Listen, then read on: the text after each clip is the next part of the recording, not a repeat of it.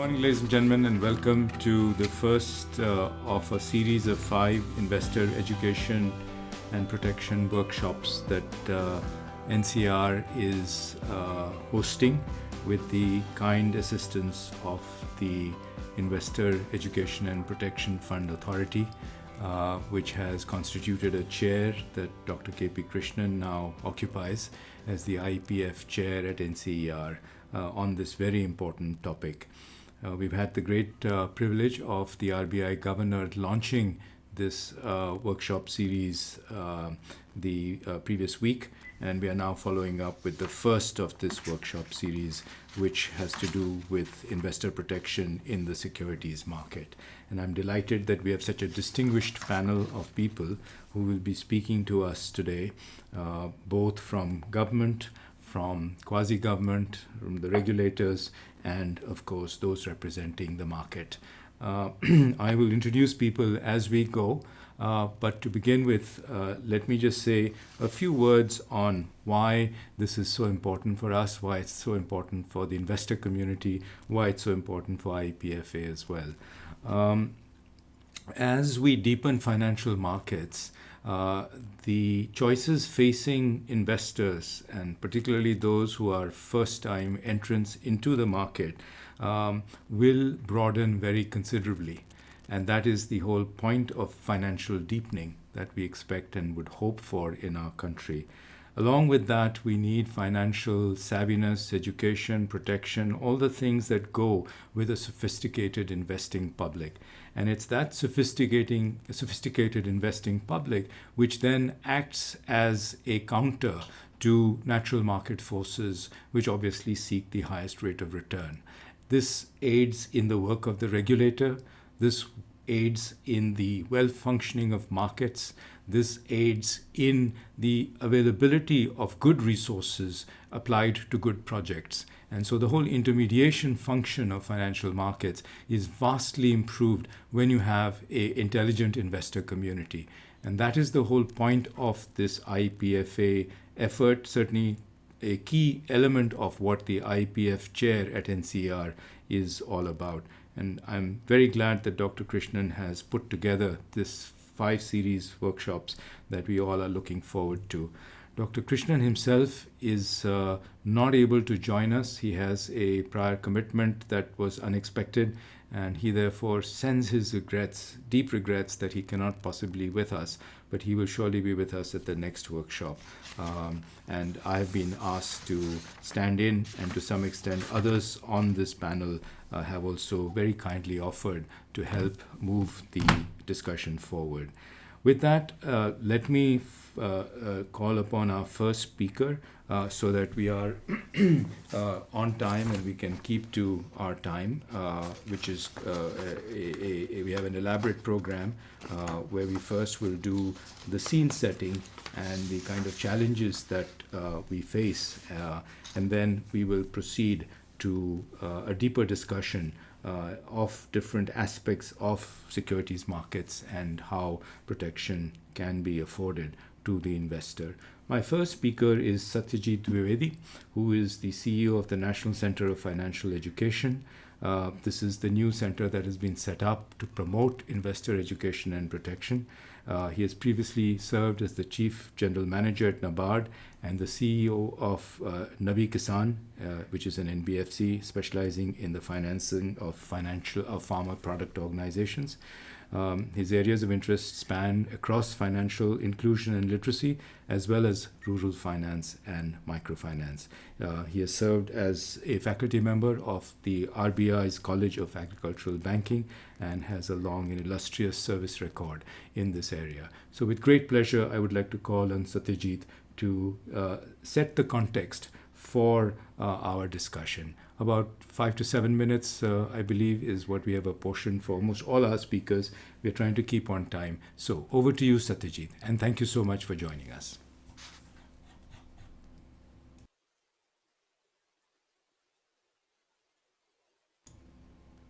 Satyajit, Yeah. Thank you so much, Sekhar Shahji, Director, NCAER, and good morning, everybody. respected Bajajji, the Additional Secretary, Department of Economic Affairs, Ministry of Finance, respected Manoj Pandey, the Joint Secretary, Minister of Corporate Affairs and CEO, IEPFA. Krishnanji, of course, he is tied up and not present in the meeting. Garg Saab, the Executive Director and the Chairman, Executive Director SEBI and the Chairman, National Center for Financial Education. And the other speakers and the distinguished panelists who are going to join us and will be speaking on the session B. Good morning to all of you once again. So to set the context, I must begin by expressing my sincere appreciation to NCAER for hosting the series of 5 workshops which will stimulate discussion and analysis around the National Strategy for Financial Education 2020 and 2025, the 5-year strategy paper document that has been developed, articulated, and tailored by the NCAEFE in consultation with the regulators and the host of other stakeholders in the whole document. And also more particularly giving NCAEFE the opportunity and making part of it and giving the opportunity to spell out the issues and challenges in the financial education dissemination in the nation. And to begin with, the financial education leading to the financial literacy is definitely in support of the responsible financial inclusion and the responsible consumer protection. So in that context, the financial inclusion is one of the priority agenda in the government and all the financial sector regulators. And in that context, it assumes a lot of significance. So having said that, let me just set the context by saying that in the 2014, there was a survey by the Standard & Poor, which brought out that 76% of the adult population of India are not familiar with the basic financial concepts. That was the 2014 survey, which was not far behind the survey that NCAEFE did in the 2013 survey, in which it said that 20% of the Indians are only financially literate in the 3 parameters that was taken: the attitude, financial behavior, and the financial knowledge. So coming to the large scale and the rigorous survey that NCAEFE undertook in the 2019 after the implementation of the first strategy of financial inclusion from financial literacy from 2013 to 2018. The 2019 survey also brings out a lot of interesting challenges that the financial education domain faces in the country. At the macro level, it says that only 27% of the Indians are financially literate in these 3 parameters, where the score was taken of 22 and a minimum score of 5, 6, and 8. So that makes about 14. So if the 14 out of the 22 scale, so if that is satisfied, then only 27% of the Indians are financially literate, which of course, a 7% rise compared to the 2013 survey, but still it is consistently low compared to the other developed nation, and even in the BRICS nation where India is the lowest, just behind China. So, but this survey is, I say, it's a very large scale survey because it covered 75,000 respondents in the age group of 18 to 79 in 14 regional languages and having a core questionnaire for each household. So that being the size of the survey. So it also brings out some other challenges in the financial education and the literacy space in India. It also says there is disparity exists between the gender education level, so which is 21% in case of a female. So the females are trailing behind the male and the male are at 29%. Even there is a disparity and the skewed in terms of the geography, where it says that the East, Central, South, and these are the 3 zones which require focused attention for spreading the financial literacy. Coming in terms of the rural and the urban, again, there is a 7 to 8% difference when 24% of the rural population are financially literate, about 30 to 33% in the urban areas which are literate. So there is again a gap, and the gap in fact has increased a bit compared to the 2013 survey.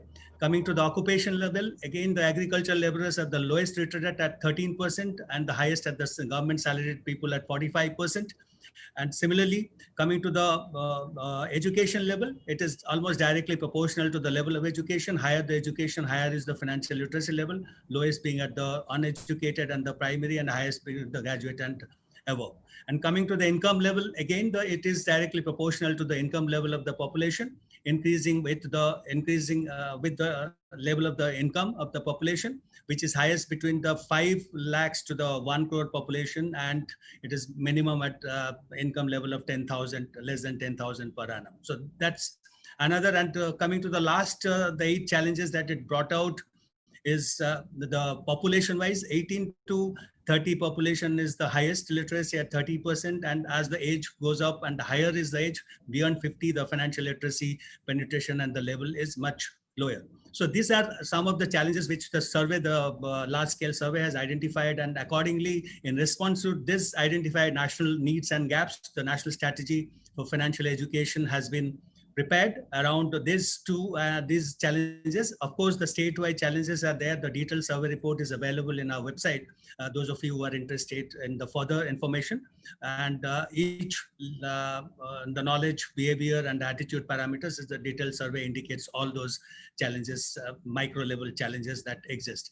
So accordingly, the national strategy for financial education, India is one of the 60 plus countries according to the OECD which has developed and which is implementing and reviewing this national strategy for financial education out of the 60 nations. And some of the few nations have put a national leading nodal agency like the NCAEP at the national level, which will coordinate the efforts of all the stakeholders in disseminating the financial education. So India is one of those countries identified OECD, which has both the strategy as well as the national coordinating agency promoted by all the sector regulators. And when NCAEP, I say NCAEP is promoted by all the 4 sector regulators, and to disseminate the basic financial education. And the strategy also say, apart from the basic financial education, it also requires sector-specific special education and literacy drive, as well as the process education, which will still the regulators are continuing to do.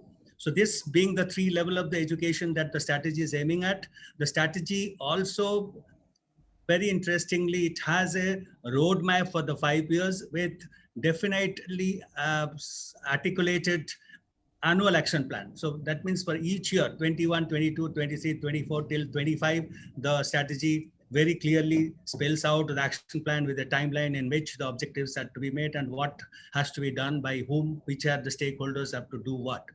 So this document is also available in our website and is also shared with all the stakeholders. So, but this document, to just, sum it up in a very crisp way, this document is very easy to remember in the sense that it anchors around 6 C's. The 6 C's, the first C being the content, the second C being the community, the third C being the capacity, the fourth C being the collaboration, and the 5th C being the collaboration. So these are the 5 C's on which the NSFE, the National Strategy for Financial Education document, is based on. So it also has a very strong review and evaluation mechanism put in place, and a very strong governance mechanism, which is monitored at the highest level of the FSDC subcommittee, which is headed by the Governor of Reserve Bank of India, and the FSDC headed by the Honorable Finance Minister, the Union government. So this institutional mechanism as the governance structure is there, plus the monitoring and evaluation every 3 years. The earlier survey had a evaluation strategy of 5 years. Now this strategy, we have mentioned that 3 years, that should be a interim evaluation and assessment of the strategy progress. And again, at the end of 5 years, there will be another in-depth evaluation and assessment.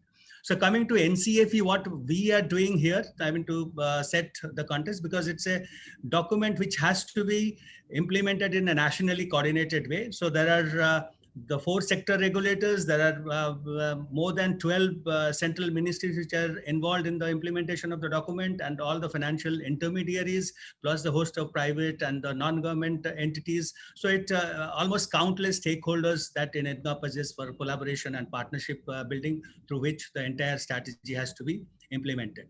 And at the NCAEP level, what we do, apart from coordinating the efforts of all the stakeholders and their financial education and literacy initiative, we also have our own way of disseminating the financial education. In the content part, we have developed, I will be happy to note that we have developed the basic school curriculum content on financial education from standard 6 to standard 10.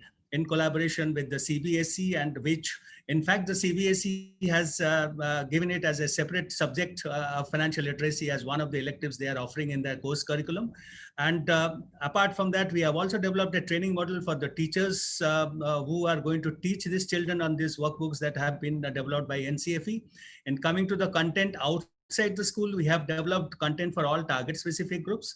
We also have a e-content developed which contains more than 20 modules and all the 4 sector specific role, like the insurance, the pension, the security market, and the banking, which is a 5.5 to 6 hours duration course model, which is the e-content has been launched in our ELMS platform, which is also, there is a dedicated website through which we are disseminating that. And going ahead, we would like to use it as a training platform and a certifying platform, those to build the capacity of the people. And also on the content part, we have a content for the adult education, which is a standardized after taking the inputs from all the sector regulators. A standardized content for all the target groups is under preparation, but we have a broad standardized content, which is for the adult education and financial literacy, which incorporates the inputs from all the 4 sector regulators. So this being the content. On the capacity building side, we are aware that we are collaborating with the training institutes of the Reserve Bank of India and the SEBI. We are collaborating with the resource persons who are certified by the SEBI and the Insurance Development Regulatory Agency, and also the PFRDA. All these, they have the resource person. We are collaborating with them. We are trying to build their capacity to training inputs. Even with the NRLM, they have their SSG trainers. We are planning to have their capacity upgraded and strengthened through institutions like College of Agricultural Banking and Bankers Institute of Rural Development, which are apex level training institutes on this financial inclusion and financial literacy space. So coming to the community, Reserve Bank has recently started the community FLC center, Financial Literacy Center, involving the community-based organizations and the banks and disseminating, because that proved to be highly effective on the pilot space in the 80 blocks that they implemented. They are going to roll it out into all the blocks. The Honorable Governor announced that in the last inaugural speech. By 2023, all the blocks in the country are going to be covered with this Financial Literacy Center sponsored by the sector regulators. So that will be, sorry, the kind of community participation we are going to have in implementing the strategy document. And coming to the communication part, our website is very well developed. It's rich in content. It has all the content of all the regulators and the links to all vital, and it also has the best practices that has emerged during the course of implementation of the last strategy. So it is in 14 regional languages. Our website is available. So that's the first step for disseminating financial education through a rich website, and we are again in the process of strengthening it further. Then also we have realized the importance and the significance of spreading financial literacy through digital kiosk and the big signage screen, in which we have installed 102 such kiosk and DSS in 5 states and all over the country. We are trying to upscale it in the coming years. So this is one more mode in the communication side, the technology. We are going to have an information dashboard to capture the financial literacy initiatives. It's basically will be a mapping exercise which will map all the existing initiatives of all the regulators and the stakeholders, so that duplication of efforts and resources are avoided. And about our programs, we run 4 flagship programs in schools. We have a program called the Money Smart School program, in which more than since the time it was established in September 2018, we have trained more than 6,000 teachers under this MSSP program, and these schools are declared as the Money Smart School. And coming to the other program, we have the FEPT, called the Financial Education Program for the teachers, where we train them and they in turn go and train the teachers. We also have a program for the graduates called the FACT, and more than 25,000 students have been trained and on this. And the third and the fourth program, of the flagship program in the school, we run a program called NFLAT, National Financial Literacy Awareness Test. It's the world's largest financial literacy awareness test that is conducted anywhere in the world. And already this year, more than 16,000 students have taken the test, and they get a certificate and a participation certificate and a merit certificate. We also conduct conclave of the principals of the schools to sensitize them about the importance of financial education in the schools. We are in dialogue with the Ministry of Education and the NCERT for integrating the financial education in the formal course curriculum, so that once it is integrated and the cross-subject integration will facilitate much larger dissemination and it becomes a part of the formal curriculum. So that's the strategy we are working at the school level. Satyajit, we'll have to wind Yeah, up because I we're am the roughly. last minute. And I'm sure the financial education, which is an integral part of the financial inclusion, will be successful. It must receive the support from the central and the state government. It must be a coordinated effort involving all the stakeholders. It must be targeted to the group of audience and must be accessible. And it must integrate the monitoring and evaluation and learn lessons and share the results. And I'm sure the outcomes of this 5 series workshop that NCR is conducting will inform the effective implementation of the strategy document for the 5 years. Thank you so much. And thanks for giving us the NCFE, acknowledging the role of NCFE is giving us an opportunity to be a part of this series. Thank you.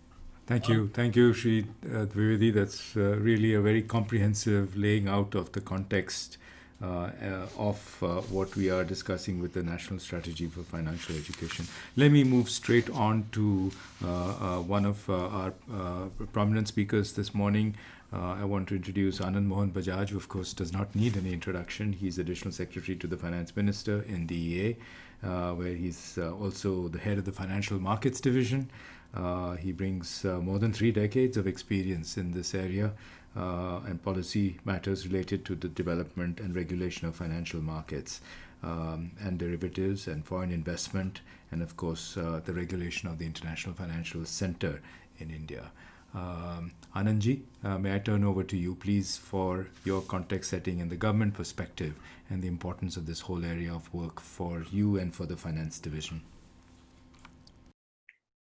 Namaskar. Thank you, Shekhar. And in fact, I'm listening to very detailed but very informative and very important presentation by Mr. Dwivedi. And in fact, from the government perspective, I can straightway say that what good job they are doing is certainly very, very important. And particularly when he mentioned that the website which they have is in 14 regional language, I think that is something which is very, very needed. And from the government perspective, now I must say that the NCAER's this first of the series of 5 workshops on investor education and protection. This one I understand is on the securities market particularly. And as you are all aware that we have about more than 5,000 listed companies in the securities market. And we have a mix of small and large companies that access capital from domestic and international investors. And we have seen that recently, particularly in over the last 6-7 months, the share of small investors in India's securities market has increased tremendously. And I mean, this has to be understood in many different ways. If the share of small investors, retail participants, as we say, have increased, it's welcome. That means our market and our financial protection system, the investors' protection system, they have reposed faith in that. But at the same time, we need to be very, very cautious and alert that in the entire system of the market, which is a very, very complex system, and many of our who are working and participating, but they participate through various intermediaries, through advisors, through brokers. So their faith must remain. And for that, even if they have access to investment advisors, there has to be a mechanism which, in fact, again, I turn to Satyajit's details, and I'm very confident that that mechanism provides the opportunity and the protection. But at the same time, and I understand the 5C approach, which is there in that document, which talks about the relevant content, creation of capacity, and things like that, is all very, very important. But we need to do everything possible so that the large part of these investors get access to fundamental concepts of financial securities. They should not be driven towards derivative if they don't understand it. But they should be at least be provided with awareness, with education, with ability to distinguish between what is financially good for them and what is financially not good for them. Now, that is very, very important. And we from the government, and Shekhar called me for giving my thoughts on the government perspective. We are looking at a large number of investments from private sector, from government sector, of course, everything is being done, from the retail participants to fund not only the very ambitious infrastructure sector, but in general, all-round development of the country. And therefore, the importance and the presence of corporate India in that national building effort becomes the key. And I'm sure my friend Manoj would dwell more on the corporate India perspective. But for that, which is very, very important, is that we must have sound corporate governance mechanism, which again, I'm sure the investors would have to be given confidence that yes, our mechanism, our regulators, our financial ecosystem provide for that.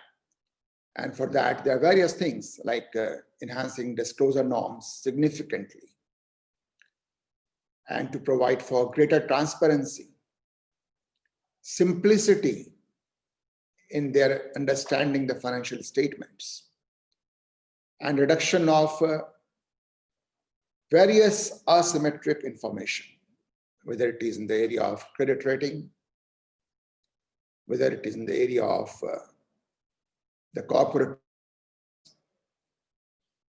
Sometimes it will be difficult for investors to understand the long-term strategy of the corporate. And wherever there are these gaps for the investor to understand, they rely predominantly on various kinds of investment advisors.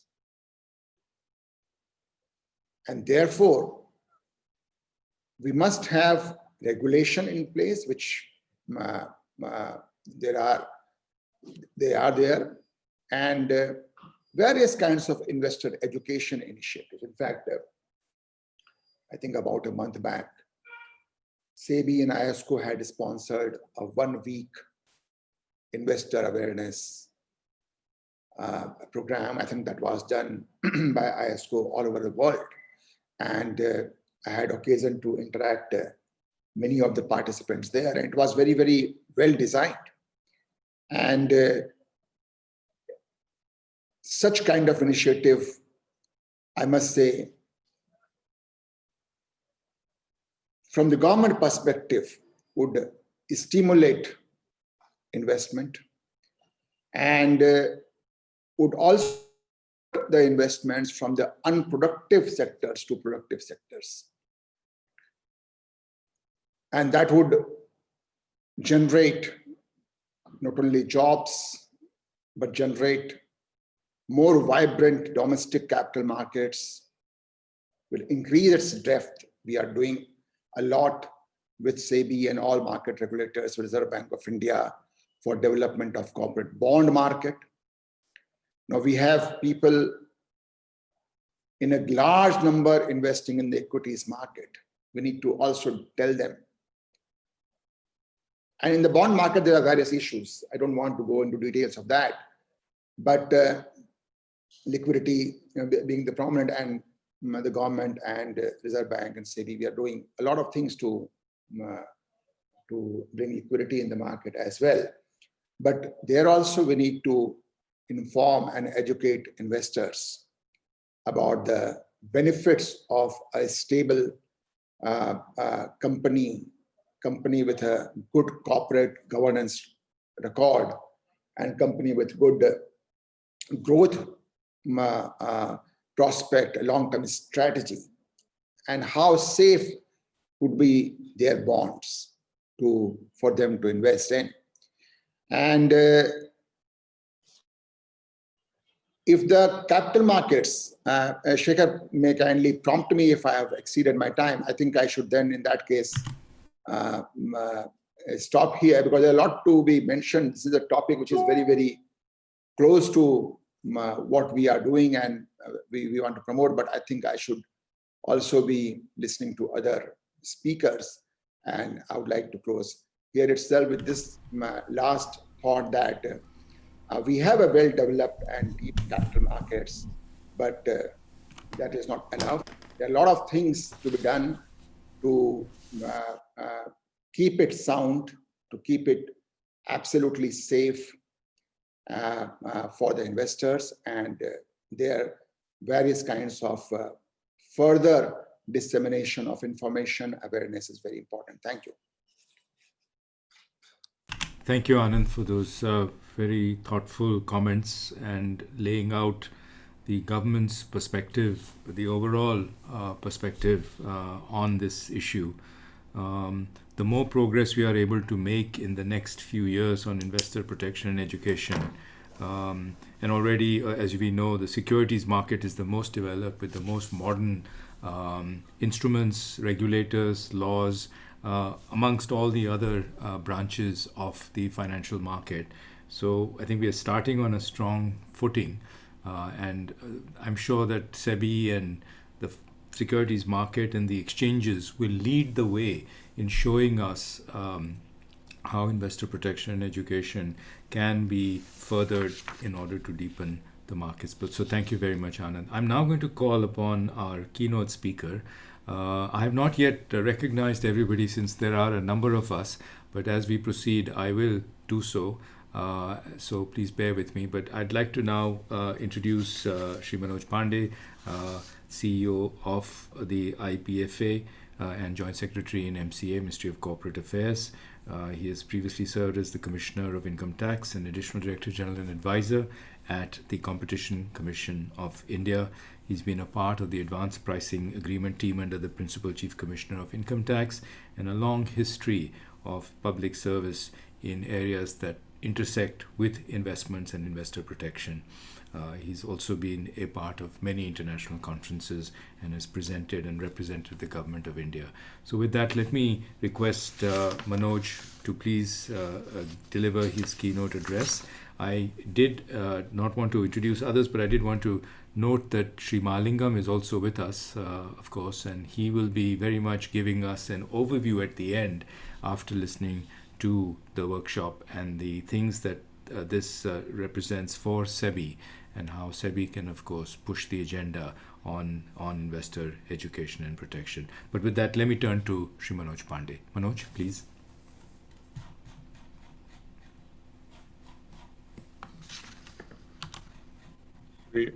Anand Mohan Bajaj, Additional Secretary, Department of Economic Affairs, Government of India.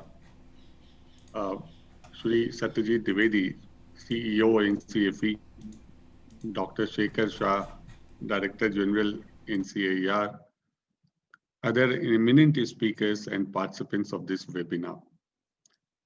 At the outset, I would like to thank Dr. K.P. Krishnan, IEPFA Chair Professor at NCAER, to organize this webinar.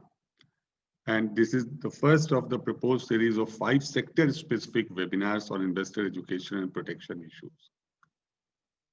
We were privileged to have the inaugural seminar of the series on December 16th, when the Honorable Governor of RBI addressed us and delivered the keynote address. Thanks to Shri Bajaj and Shri Dwivedi for sharing their thoughts on the subject about strategy towards financial education, good corporate governance, and need for a well-developed, sound and safe marketplace for investors. As we recall, Dr. Shah, in the inaugural webinar, Honorable Governor had outlined the financial inclusion and financial inclusion initiatives in India, and that started All India, post All India Rural Credit Survey in 1954. Governor had also observed that the largest impact in the recent years has been witnessed out of opening of Jan Dhan accounts, implementation of Pradhan Mantri Mudra Yojana, Jan Dhan Aadhaar and mobile ecosystem. And he also talked about several initiatives taken for creation of enabling digital infrastructure, approval of NSFE documents, approved by Financial Stability and Development Council, and launched by RBI on January 10, 2020. And initiatives also of Center for Financial Literacy, CFL project. RBI Governor and other participants in the inaugural webinar also discussed the role of NCAEFE and its strategy of 5 C's, namely content, capacity, community, communication strategy, and collaboration among various stakeholders.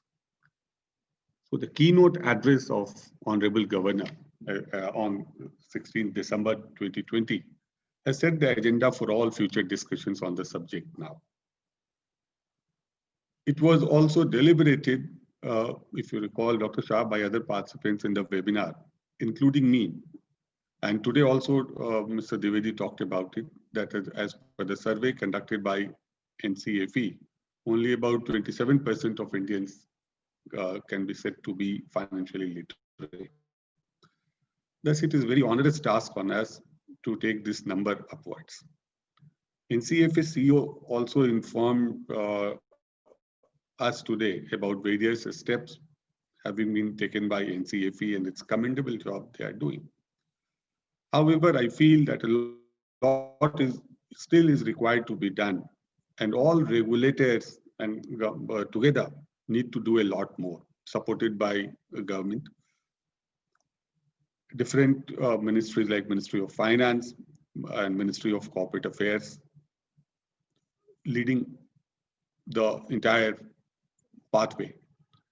I believe that the strategy of financial literacy and education in India should have twofold strategy, which I think all regulators are also working towards that. So to begin with, bring more and more population into the fold of financial inclusion and make them aware of the basic financial instruments like bank accounts and products like NSCs, FDs, RDs, PPF, etc. And gradually take them to a higher level of introducing them to stock market instruments. A path, I say, a path from financial inclusion to financial literacy and education. A common Indian citizen, when financially educated and literate, should know and understand how capital market works. And this is what Mr. Bajaj was also mentioning, that it's quite intricate and it's quite complex.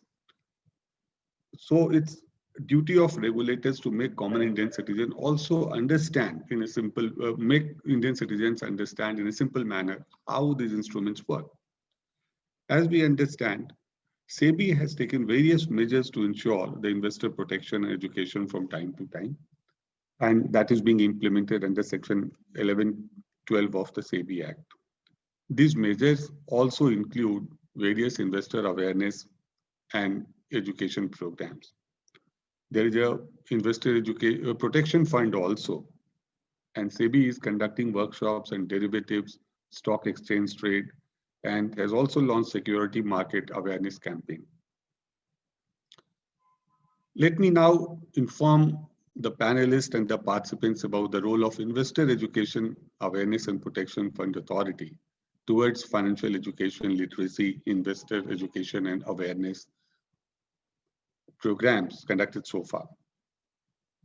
IEPFA was established in September 2016 under the provisions of Section 125 of the Companies Act 2013 and is engaged in discharging two functions: refunding back the unclaimed amounts, debentures, dividends, and underlying shares to the claimants, and undertaking the task of investors' education, awareness, and protection.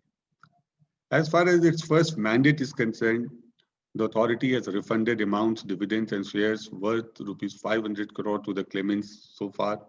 In last 1.5 years itself, about 10,000 claims have been settled. I believe the other mandate of IEPFA, that is of investor education, awareness, and protection, is a bigger one. Authority as such is uniquely placed to discharge the functions of investor education, awareness, and protection, since it has got necessary legislative mandate under the Companies Act to perform these three tasks. Keeping in view the mandate given to it under the provisions of Section 125, IEPFA has undertaken till date several steps towards investors' education, awareness, and protection. The authority has MOUs and arrangements with CAC Governance, Nehru Yuva Kendra Sangathan, Indian Institute of Corporate Affairs, India Post Payment Banks, professional institutes like ICAI, ICSI, banks like Bank of Baroda, ICICI, Kotak Mahindra Bank, IndusInd Bank. And IEPFA is continuously striving to enhance the level of investor education and awareness through these MOUs and arrangements. So far, about 50,000 investor education programs have been conducted in rural and urban areas by program institutes, that is ICAI and ICSI, and partnering organizations like CACE Governance. This year, IEPFA is aiming to cover 15,000 programs in 117 aspirational districts under the investor awareness programs, which will be undertaken by CACE Governance. Because of COVID pandemic in initial months of this year, the programs couldn't be undertaken, but now it has taken off because of relaxation in guidelines. And in aspirational districts, CACE Governance volunteers are conducting this program. The MOU with Nehru Yuva Kendra Sangathan, Ministry of Youth Affairs and Sports, is aimed at mobilizing district youth coordinators and youth volunteers to spread the message of investor awareness, particularly among investors in rural areas. The programs are supposed to cover 50 districts and 250 blocks. So that will cover 8 states in northern India. The authority, in collaboration with India Post Payment Bank, is for holding investor awareness and financial literacy camps. Under the arrangement with the bank, as many as 4,400 investor awareness and literacy camps are proposed to be held in 23 postal circles in India. Collaborative initiatives with a number of banks, as I mentioned just now, with Bank of Baroda, Kotak Mahindra, ICICI, and IndusInd Bank, for co-branding of various collaterals in print and digital channels in this bank. So when the customers are going to the website or they are going to the branches, they can see the collaterals there. So the authority is spreading the message across rural, semi-urban and urban areas to enhance level of financial literacy and awareness. Using various means like scroll messages on Doordarshan, which you can see 24/7, spots on Lok Sabha TV, the jingles on radio channels, leaflets, handbooks, short films, documentaries, and digital media. Investor Handbook was published last year, which provides insights on various investment products. And I'll invite the panelists and the discussants here to go through the Investor Handbook, which gives a snapshot of various investment products which are available in the market. The portal has a variety of resource materials like Bachatnama, which talks about individual budgets, bank accounts, saving products, capital markets, the awareness about Ponzi schemes, government schemes, insurance and pension products. So if you go to the portal, it's a variety of material there, on like video, audio materials, print materials. So a lot of literature you will find on investor education and awareness. Programs were organized on Doordarshan, DD Urdu, Sankalp India program, and discussions were also held in at the platform of DD Lok Sabha on the subject. Like authority has also undertaken a variety of digital initiatives with a view to reaching out and connecting with the stakeholders through various digital platforms. And social media accounts of IEPFA have also been activated on major platforms for better citizen engagement. The authority is in the process of building a mobile application as well as learning management system, and within next 2-3 months, I believe it should be out. The research chairs at Indian Institute of Corporate Affairs and NCAER are undertaking research on economic and regulatory issues, suggest policy interventions, and address policy gaps. Last year, IEPFA had commissioned a study on financial literacy, which was conducted by Indian Institute of Corporate Affairs. The research was conducted with more than 11,000 investors from 20 tier 2 cities across 20 states. The objective was to assess the level of financial knowledge and behavior attitude of the investors. Further, IIC has also impaneled 300 resource persons for dissemination of message of investors' education and awareness. As we would be aware, a paper titled OECD INFE Policy Framework for Investor Education says that low financial literacy levels, negative effects of the financial crisis on trust, as well as behavioral biases can reduce or prevent individuals' participation in retail financial markets.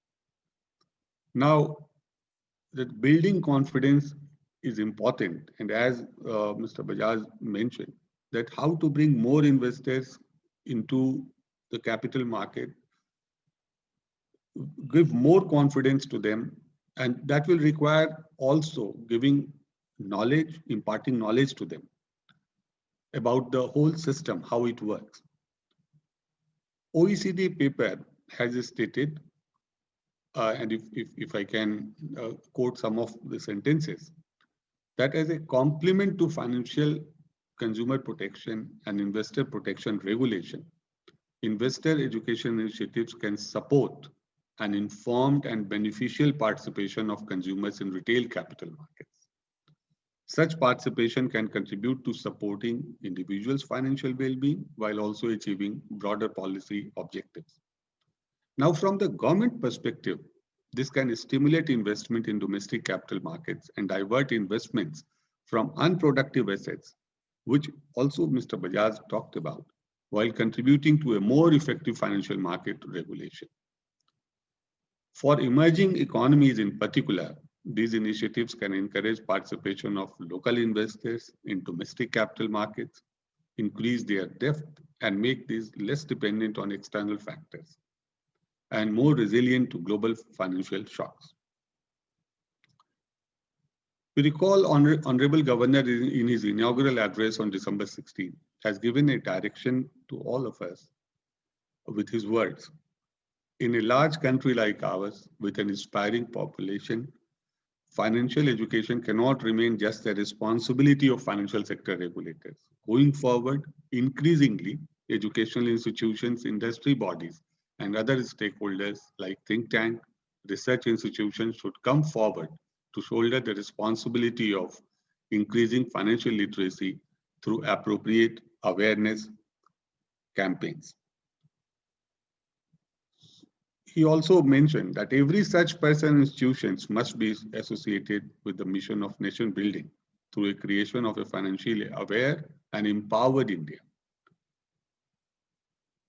While concluding, I feel all regulators by now understand and know that lack of financial literacy is of acute concern, and it requires immediate attention. And that is also recorded in our NSFI document.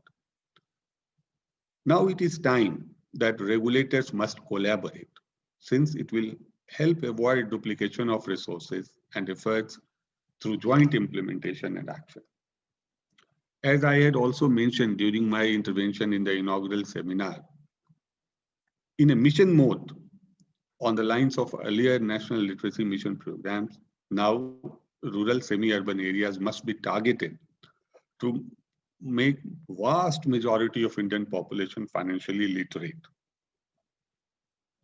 It's now time, I believe, to act in a collaborative manner. And it is heartening, Dr. Shah, that after these webinars with regulators, Dr. Krishnan has also planned with NCAER a concluding webinar, which will be summing up the deliberations and will craft an action plan. So with these words, I conclude. Thank you very much, all other participants, particularly Dr. Bajaj, Mr. Bajaj, because he must be quite busy in the Ministry of Finance during these times. Thank you very much. Thank you, Manoj, and very kind of you to give us such a comprehensive view again. I think the different perspectives that are coming, Satyajit's rendition of what the NCFE is doing, Anand's top-level view from the FM's office and obviously from the finance division, plus now your operational laying out of how we should proceed. I'm also very heartened that Krishnan is planning to prepare at the end of this a kind of action plan, which will be a nice counterpoint to the strategy document itself. And I hope that out of that will emerge a very good way forward. For that reason, the seminar series itself is called Priorities for Action. So I'm very glad. At this point, we are sort of done with session A. I request Anandji and Manojji, to the extent that you can still devote time, please stay with us. Because Krishnan was supposed to give a opening set of remarks, which I think I will not do. We will save a little bit of time and try to catch up. We are a little bit behind time, but we'll try to catch up. And we have a break at 11:20, supposedly. We'll see if we need to take that break or if we can actually proceed straight into the program. Next on our program is Sri G.P. Garg, Executive Director at SEBI and Chairman of the NCFE, the National Center for Financial Education. Garg is an old friend. We've worked together at NISM, where I'm on the academic council. And of course, we are all very familiar with his seminal role in setting up the National Institute for Securities market. One of his signal contributions, I believe, to this whole area of the data and analytics for understanding investment markets in the country. His current SEBI portfolio also includes managing the Office of Investor Assistance and Education and the Department of Information Technology and General Services. And he has previously managed the Department of Treasury and Accounts and served as the Central Public Information Officer at SEBI, a very important office indeed. So with that, let me turn to my good friend, Mr. G.P. Garg. Also, Mr. Garg has offered to help in running the workshop in the absence of Krishnan. and Satyajit and Dwivedi and he are going to share that burden. So I'm very grateful. I will also be here, of course, to help, but I'm very grateful to you for agreeing to this arrangement as well. Shri Garg, please. Thank you so much, sir, for your kind words. And I remember your contribution when you mentioned about NISM is exemplary, and I really feel indebted to you, Dr. Shekhar Shah. We have Mr. A.M. Bajaj, respect Mr. Pandey, our whole-time member, Shri G Mahalingam, Shri Satyajit Dwivedi, who spoke very well about NCAER, and distinguished panelists we have today. So today is really one of the very special webinar NCER is organizing, and I also welcome all the audience, ladies and gentlemen. Very good morning to each one of you. I want to acknowledge from bottom of my heart, thanks to Shri K.P. Krishnan for organizing this webinar. We are missing him today, but I'm sure he will feel very happy when he come to know about the deliberations today. There is a very famous saying which says that investment in knowledge pays the best interest. I think Benjamin Franklin said, and this is what we all academicians or those who are educationists believe. I think taking leaf out of it, SEBI also has one mantra when it comes to investor education. We say invest with knowledge. As Mr. Bajaj mentioned in the morning, that people should not rush to the securities market or maybe to the derivative. It's a gradual process, and that's where the investor knowledge becomes very, very important. So in SEBI, we realized the importance of this step-by-step knowledge early. And we started sometime in 2009-10, our programs called financial knowledge. So overall knowledge SEBI takes in two parts. We say the basic financial knowledge, and second comes the investor education. So let me start with the financial education, and that's why we have a National Center for Financial Education. So we believe that financial education needs to be taken in three steps. One is, we call it basics, then comes the sector, and third comes the process or product knowledge. And that's where when comes to the basic financial education, it's absolutely fundamental. It is sector neutral, so it has nothing to do with any financial sector. To begin with, say what is difference between saving and investing. I know that we have today presentation by Bhargavi. She will tell us that even some of these basic concepts which we feel are so simple, but when it comes to the national level or when we did the survey, people are missing on some of these basics of finance, and then they commit mistakes. Something very important or very fundamental things like power of compounding. Sometimes people only see the reward, they forget the risk. What is that a person should see when it comes for the investment? So it's equally important then he see all three parts of it, that is safety, return, liquidity. Let me tell you that my personal experience is that majority of Indians don't know what is the real rate of return. They simply feel that what they are getting in their saving account, that is return, without even taking into account inflations. Time value of money. It needs to be told to every citizen that money doesn't grow when you keep in your almirah. You have to, put it in a bank account, or you have to invest it if you want the real value of money.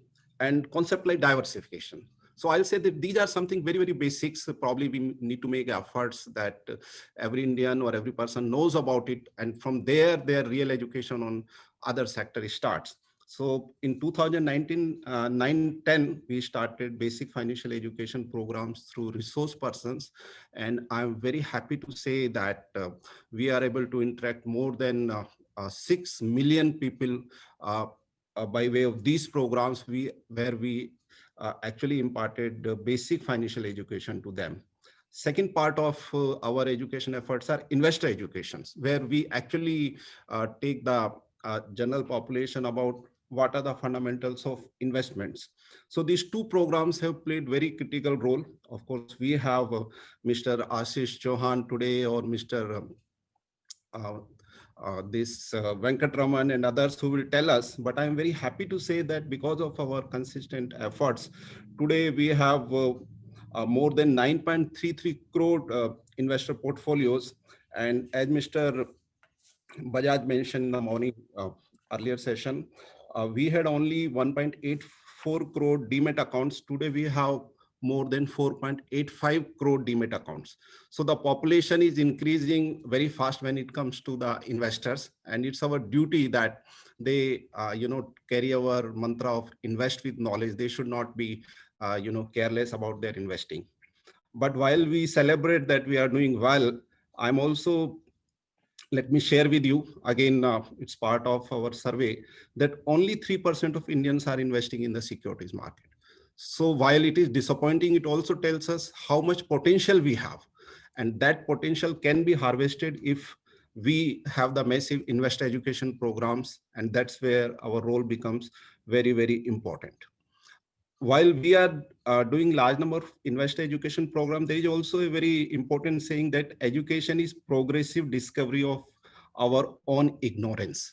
So sometimes people are not aware, they only see that what they know, but there can be ignorance. They don't know actually what they are investing for. So it is not the do's, but don't also becomes very, very important. So it's very important that you just don't invest your money. You should also invest correctly. And that brings us to some of the important programs where we tell the people what is Ponzi scheme, what is Dabba trading, what are the problems relating to investment with unregistered entities, or they should not invest in unregulated CIS. And let me say that shortly we're going to have a program where you get a lot of unsolicited advice or tips and people are misguided. We are planning that we have that kind of education programs where don'ts also becomes very, very important. Another thing we are also trying is that how to make the lives of investors easy. So you must have seen in respect of mutual funds, we came with the concept of riskometer. For a person who is not having the time to have the detailed study, the SEBI has told that every mutual fund scheme should come with a proper riskometer, and you define that in which category your scheme falls. And another important step which helped a lot during this COVID time was app-based KYC, by which you don't have to come physical personal verification, but in-person verification through video. So you'll see that SEBI has always been trying that we do investor education. We also make the access to market to small investors easy. So that becomes very, very important. Another thing, some time back, Mr. Pandey mentioned that the collaborative approach is very, very important. So we, as a regulatory body, here I can say Mr. Venkatraman, Mr. Ashish Johan, Mr. Balasubramaniam, that recently when we celebrated World Investor Week from 23rd November to 29th November, it was at a peak of COVID. But we made sure that we make our efforts jointly. And I'm very happy to see that at a world map, when we were talking to ISCO, they were talking in thousands or lakhs. We could cover close to 3.9 crore Indians by way of some programs or others. And I'm very grateful to all stock exchanges, MFI, everyone, that we made joint efforts.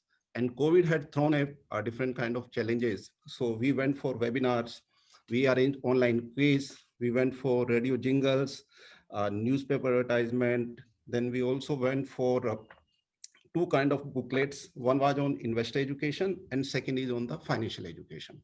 We'll also come with the literature in respect of commodities derivatives so that people can, make best use of them. As I mentioned, we also launched a very ambitious program during this COVID. We call it Securities Market Programs. And for that, we have recently trained some of the professionals. They have been imparted special training so they can do specific programs in respect of investor education. And let me also submit that while we are doing this large number of investor education programs, we know that investors' grievance redressal also becomes very, very important. So we are in both the directions, we are careful that while people invest, if they have any complaint, SEBI is there to help them. So because of the shortage of time, I know we are running out of schedule. I would not like to say much because there are very, very good panelists, and I know everyone is waiting to listen to them. And we also have a keynote address by G Mahalingam, all-time member SEBI. I'm myself very eager to listen, and want to convey once again my thanks, my gratitude to NCR for these webinars, and I'm sure that deliberations will give new directions to us as well about how to conduct our programs and what needs to be done in future. Thanks, everyone. Thank you, Shri Garg. It's very kind of you again to give SEBI's point of view, and of course we look forward very much to listening to Shri Mahalingam on this approach that you have identified.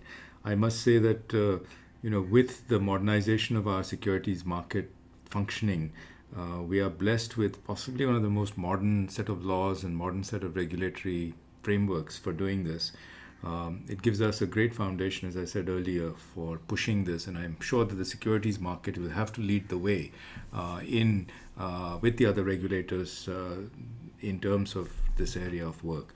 We are now very privileged to have Dr. Bhargavi Zaveri, senior researcher in the Finance Research Group, who of course has been a very active contributor to the analysis and the research on financial markets. And I think she will lay out issues in financial education and protection in the securities market. Ms. Zaveri also is working with NCAER on other issues, including on land issues. And so we are very privileged to have her with us. Bhargavi?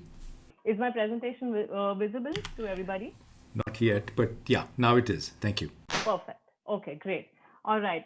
Thank you, Dr. Shah. Thank you to the NCAER team for having me here. It's indeed a great privilege to be participating in this workshop and presenting some thoughts that as an amateur researcher might just help in anchoring this discussion that we all are looking forward to in the next 1 hour or so. So what I thought we could do, by way of a structure is the following. So what I've done is I've organized my talk into 4 parts. The first one being, I wanted to come at this topic from the perspective of a household balance sheet. What does the average Indian household's balance sheet look like? And thanks to the NCFE survey of 2019, we have the most recent data on this, a comprehensive survey data on why do people invest the way that they do. Then I thought we could quickly move on to investor protection. What are some of the measures that have already been taken? What are some of the mishaps and failures that we have seen in the last 3-4 years? And what's missing? And where are the gaps that we need to work on and to get more participation in the financial markets in India? All right. So before we take a deep dive into the average Indian household's balance sheet, I wanted to actually take a 40,000 feet view of the comparative growth of the equity market segment with the public debt securities and the private debt securities segment. So if you can see, I hope the slides are moving. If in case they aren't, then I would appreciate an alert so that I'm not talking about something that is on the next slide. You're fine, Bhargavi. Perfect. Thank you. So if we look at this time series, it's actually extracted from a 2015 St. Louis Fed research report. And we see that it's obvious that the relative growth of the stock market when you compare it to the government debt market, which is your second line, and the last line, which is the private debt market, the relative growth of the stock market has been faster and much more in the decade since we liberalized from 1990 to 2011. And therefore, it's clear that firms are accessing the market, right? Somebody mentioned in the beginning that we already have more than 5,000 listed companies. The question is, who is able to take advantage of this growth? Are retail investors able to take advantage of this growth? Who is it that is really benefiting from this, right? From an investor perspective. And here, I think the NCFE survey of 2019 brings out some really nice new facts that we didn't really have access to before. I know that there was a survey that was done in 2013 as well, but this is the most recent data. And I strongly urge everybody who's interested in this space to look at the report, but I've tried to bring out facts that are of interest to us. Now, what does the survey do? It really measures financial inclusion of households across all segments of the financial market. It covers about 75,000 respondents, and I believe that it is nationally representative in the sense that respondents have been selected from at the district level, at the right village level, such that we have a nationally representative sample. I think the nice part about this survey is that it is able to compare financial literacy and financial inclusion across different segments of the market. So people mentioned that there is a 27% literacy rate that comes out from this survey. The question is, what is dragging this literacy rate down? Which segment of the financial market seems to be most ignored? Which of it we are okay with? And that, I think, is a variation that tells us a lot about what needs to be plugged, right? So before we go into what the survey really tells us, I wanted to just acquaint the audience with what is the scoring methodology they use. They divide the financial market into 5 segments. You have your savings bank account and your fixed deposit and recurring deposit, which is most widely available. There's the capital market or your stock market. There is derivatives. So in that they have equity linked derivatives and commodity linked derivatives. And there's insurance and pension. If a respondent says that he's not holding any of these assets, he's scored as 0. If he's holding the asset, but is not really actively operating it, he's given a score of 2. And if he's holding the asset and actively operating it, he's given the highest score of 3, right? What do we find? Okay. Now, since this workshop really focuses on securities markets, that's going to be the focus of the next few slides. And this is what this table shows. Number one, what is the percentage of the total sample size that scores decently on having a savings bank account or a fixed deposit or recurring deposit? And the last column shows what is the percentage of the sample size that scores pretty decently on having other financial products, which is capital markets, pension, or insurance, right? So what do we find? We find that at an all India level, about 87% of the sample actually has a savings bank account or a fixed deposit or a recurring deposit. Whether or not they actively operate it is a separate question, but they at least have it. But the percentage drastically falls when you look at other financial products. So we are looking at about 17% inclusion in the other segments of the financial market. The pattern holds whether you slice or dice the data in terms of rural or urban participation, whether you slice the data in terms of age demography. So in the demographic participation, what is interesting is that the last segment, which is respondents above the age of 50 years, actually are relatively less included in the other segments of the financial market, such as pension and insurance, than respondents between the age groups of 18 to 49. Now, this seems a bit counterintuitive to me, because I feel like if a respondent is above the age of 50 years, he is likely to need an insurance. He's likely to need a pension product as much as he's likely to have an FD or a savings bank account. Now, let's look at the income segment. As the speakers mentioned before me, actually, there seems to be some indication of a correlation between the income segment and access to the financial market. And what we see is that respondents having income of about 10 lakhs, an annual income of about 10 lakhs, have a pretty decent percentage of inclusion in the other financial products segments. All right, now let's zoom into what are these other financial products that the survey respondents were accessing or not accessing, right? And here we find that when we talk about the other segments of the market, the insurance segment seems to have made the best penetration into in India, right? And so if you look at the numbers highlighted in green and compare it to the numbers in the capital market column, what we find is that actually fairly decent number of people have access to insurance, especially in the urban areas. And if you look at the number of people who have access to insurance in the age group above 50, it's actually a little lesser than those who are younger, right? Look at the capital market comparison. Yes, urban does better, but the age group of 18 to 29, right? Our favorite Robin Hood investors of recent times actually have are doing pretty well on the capital markets segment compared to the other age groups. What else? The other things which, sure, if we divide this into income segment, again, in line with intuition, people about having an income of about 10 lakh actually do pretty better in the capital markets in terms of accessing the capital markets than those which don't. And as somebody mentioned right at the outset, government servants actually have the best access to capital markets relative to the other respondents in this survey. So this is pretty illuminating because it also not only focuses on whether you have the asset and you're operating the asset or not, but also people who are aware, right? So what do we find on the awareness levels? We find that actually people are pretty aware of the standard banking products that are offered. So savings bank account, current account, fixed deposits, etc., see a higher level of financial awareness. It seems like insurance people are most aware of, but the securities markets again is lagging behind when we talk about awareness at the household level. Now coming to basic concepts, which Mr. Garg alluded to, right? And they test the respondents on the following basic concepts: division, time value of money, interest on loan, compound interest, inflation, diversification, risk return. Now, to me, counterintuitively as an investor, it seems to me that risk return and diversification are concepts without which you will not be able to take take advantage of the capital market segment. And there, the respondents are doing pretty well. So 84% of the respondents showed knowledge of the risk return trade-off when they invest in financial assets.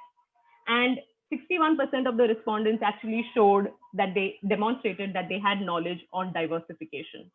So for researchers like me who are curious on what was the framing of the question was framed as follows: do you know that it is possible to reduce the risk of investment in the stock market by buying a wide range of stocks and shares?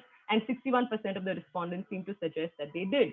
Now, yes, we can perhaps debate whether this question was rightly framed or no, but I think that this is a good rough proxy to begin with to understand how much do people really know when they want to take benefit of a financial product, when they want to buy a financial product or not.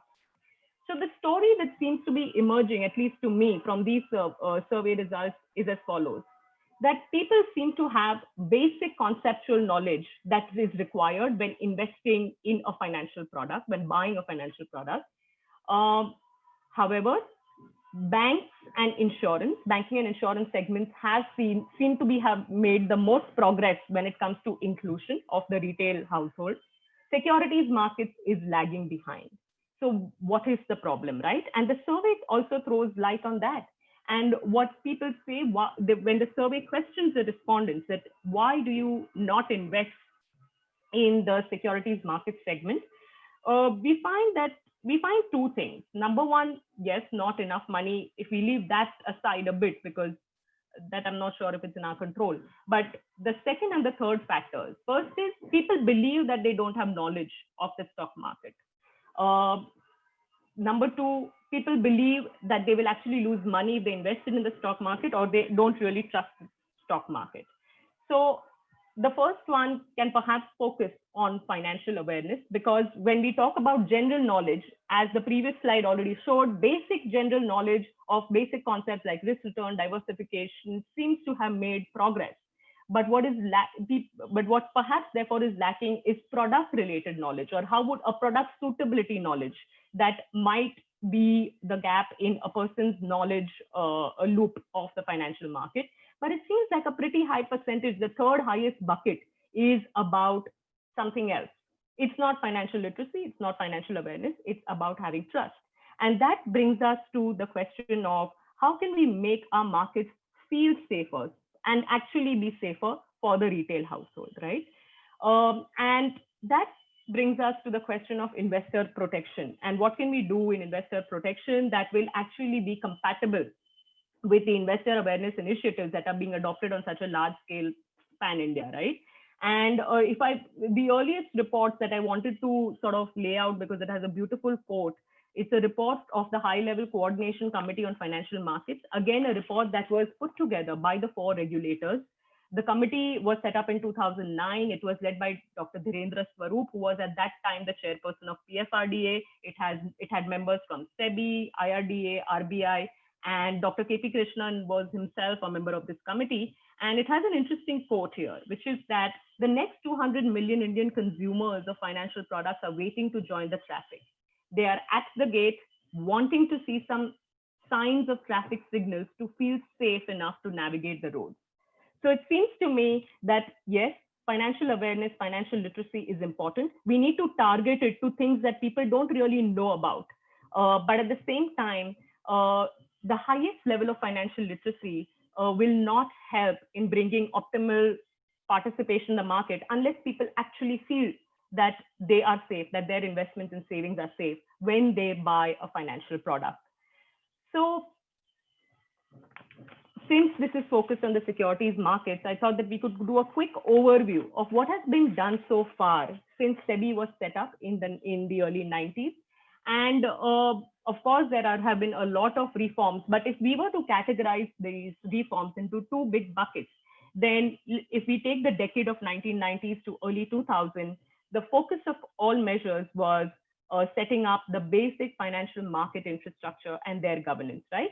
So we had 1992, after the Harshad Mehta scam, the Securities and Exchange Board of India was made an independent statutory authority.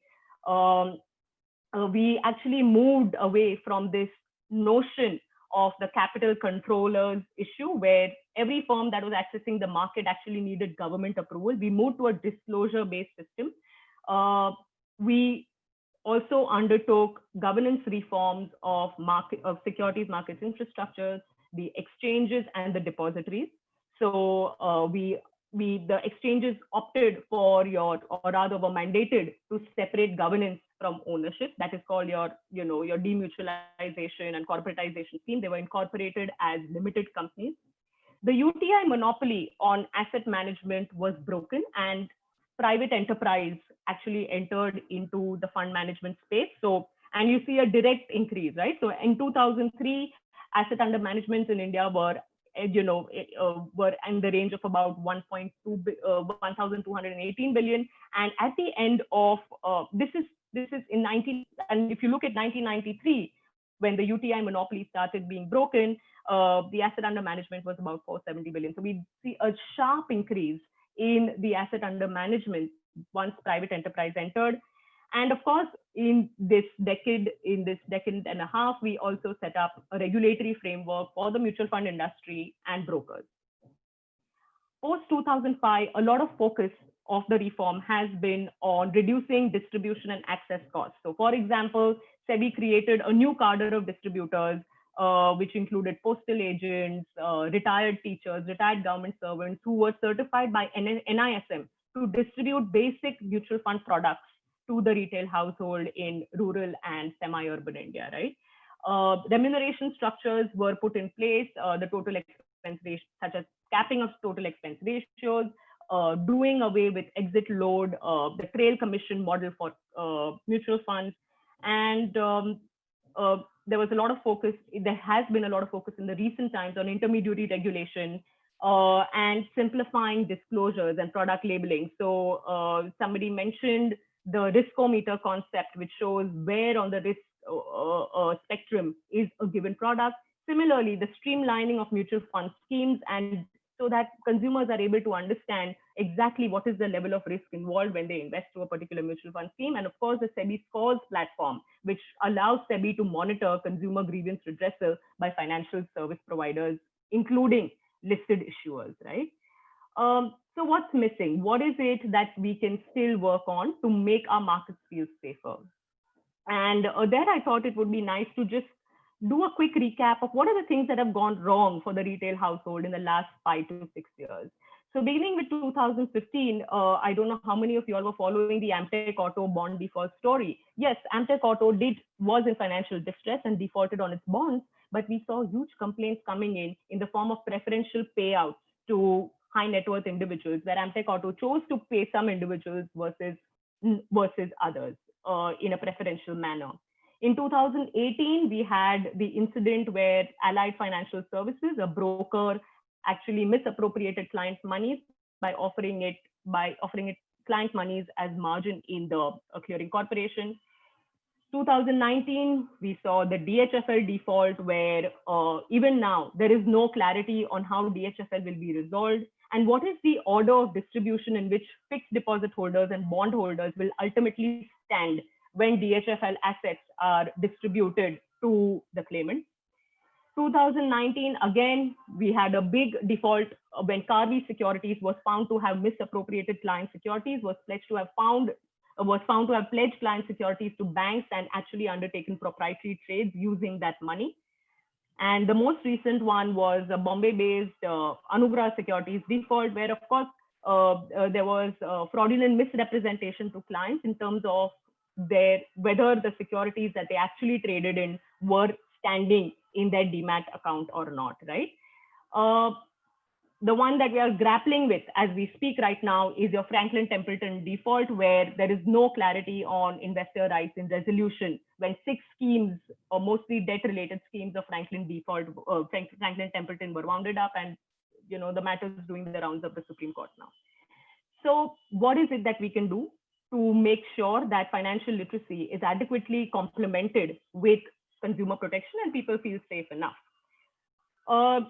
Couple of things come to mind. 3 things actually I wanted to quickly talk about is, number one, we still do not have a financial redressal agency.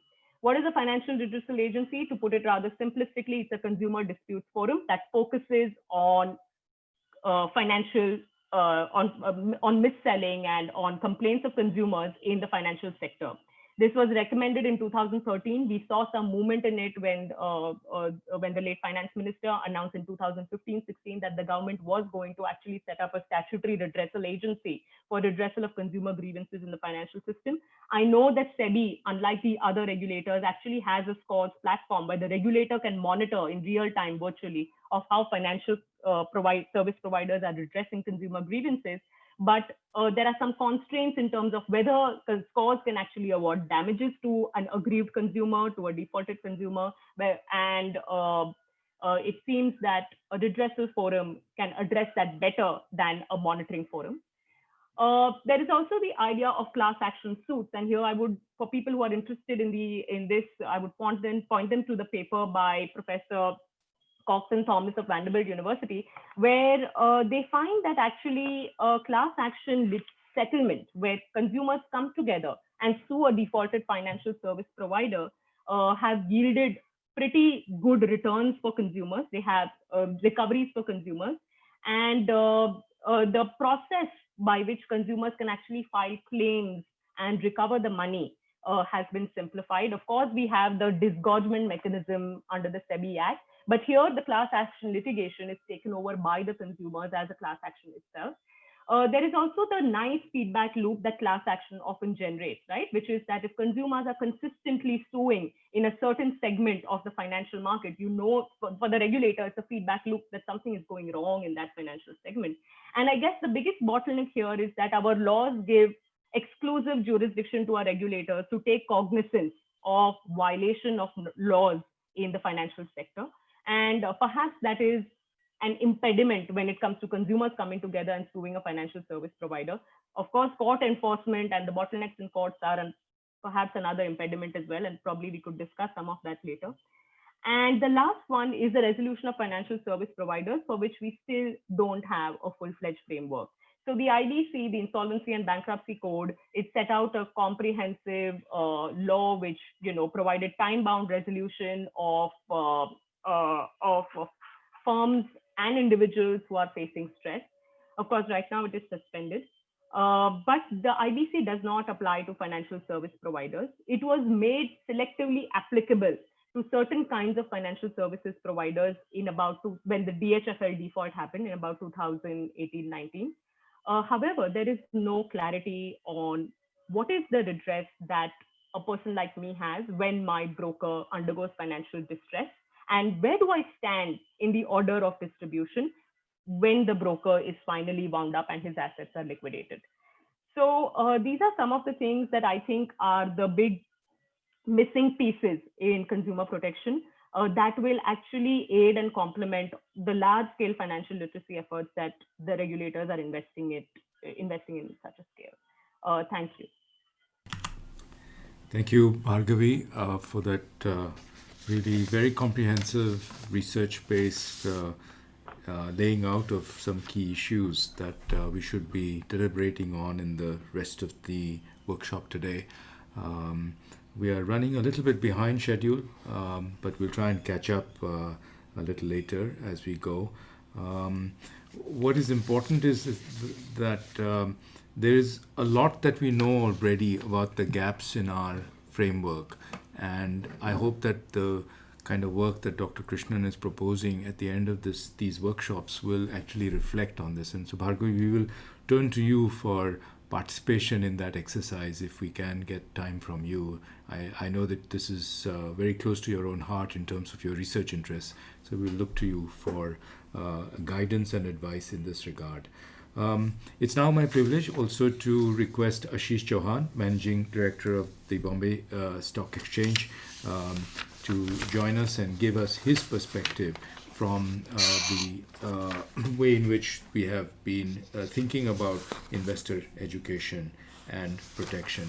As I mentioned, he's MD of the Bombay Stock Exchange, and he has served previously as the President and Group CIO of Reliance, the Head of Corporate Communications, also from the Mumbai Indians cricket team. He's, of course, well known for his work on financial derivatives and for his work on policymaking in financial markets. He's a member of several boards and has combined both financial market interest with his academic involvement. And so we're very privileged to have him with us. Ashish? Thank you, Dr. Shah, Shri Anand Mohan Bajaj, Shri Mahalingam, Shri Garg, Shri Manoj Pandey. It's an honor to be in front of you. So after listening to everyone, I was also thinking what to say. One issue always over last 30 years or almost 30 years in... Ashish, you muted yourself. Sorry, Ashish, you're muted. Okay, sorry, my apologies. Dr. Shah, Dr. Bajaj, Shri Mahalingam, Shri Garg, Shri Manoj Pandey, friends, it's an honor to be in front of you. I won't take much of your time because I think a lot has been spoken, and as Mr. Shah said, we are running a little late. But over last 30 years since I have been part of the markets infrastructure and a little bit of regulation, I have always tried to ask a question: who is an investor? If we don't ask that question, an investor actually changes colors. A person who you don't consider as investor becomes investor, and whether an FD person, a person putting FD as investor, or person buying insurance is an investor, or a person putting money in provident fund or EPFO is an investor.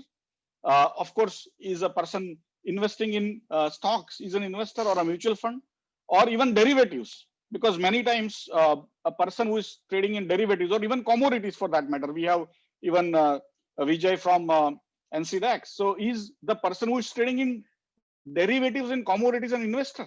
And so we need to figure out, of course, as and when the organized markets or organized activities keep on expanding, we need to incorporate different facets of an investor.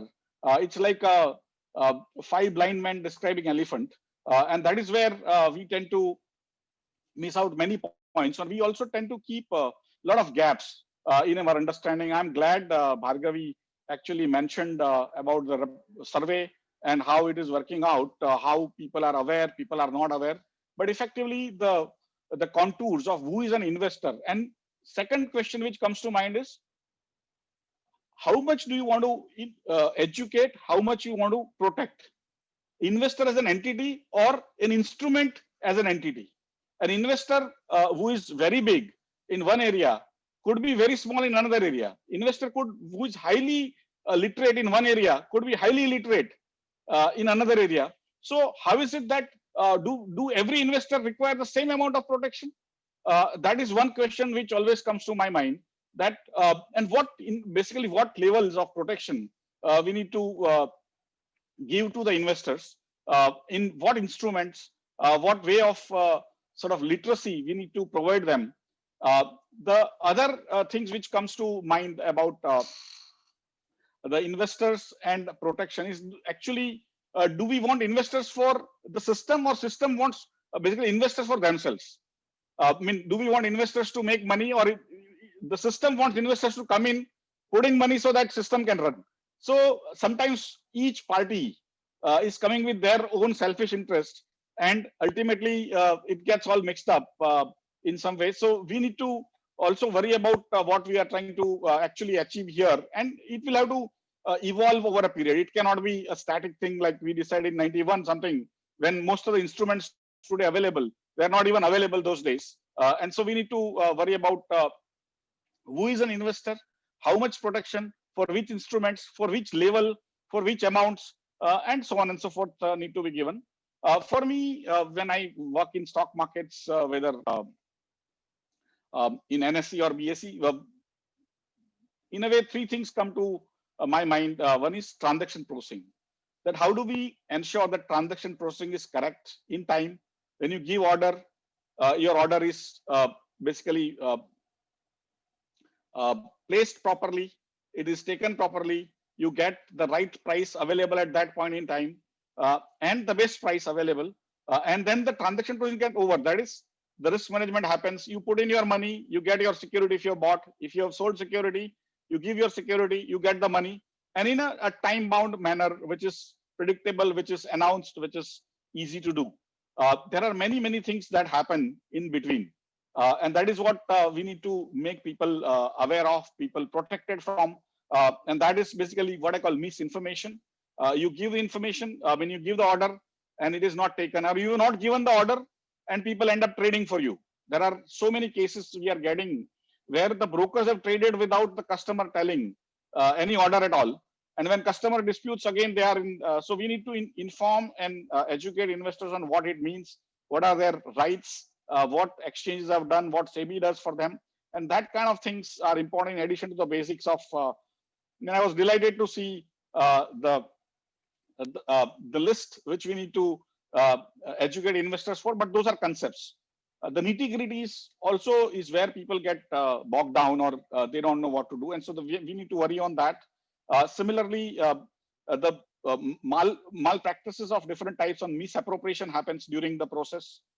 Mis-selling happens, mis-instruments. I mean, in absence of a better word, I call it means is instruments that if you are not aware of even basics, how would you trade derivatives in equities or commodities?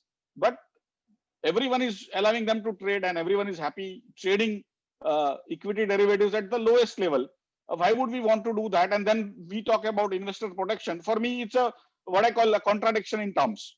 So unless we have what I call qualified investors framework, that a person can trade in these instruments or invest in these instruments only if he or she has so much net worth or so much tax paying capabilities, which is of course objective, because you can actually check the PAN-based sort of framework, and so much of education, so much of risk-bearing capacity. Unless you have that, you don't allow people to go into wrong things. You don't give basically knife in the hands of children. But here, everyone is basically playing with every instrument, and then when they go wrong, protection is now on SEBI. That SEBI has to ensure, or exchange have to ensure that they get their money back. While as if we had taken care that those people who are not capable should not come into that risky market, it would save a lot of what I call agony going forward. Similarly, once you solve this issue, which is not easy to resolve, we have solved like 99% of the issues what were there in 1991. But that 1% is now 100% of the problem we have, right?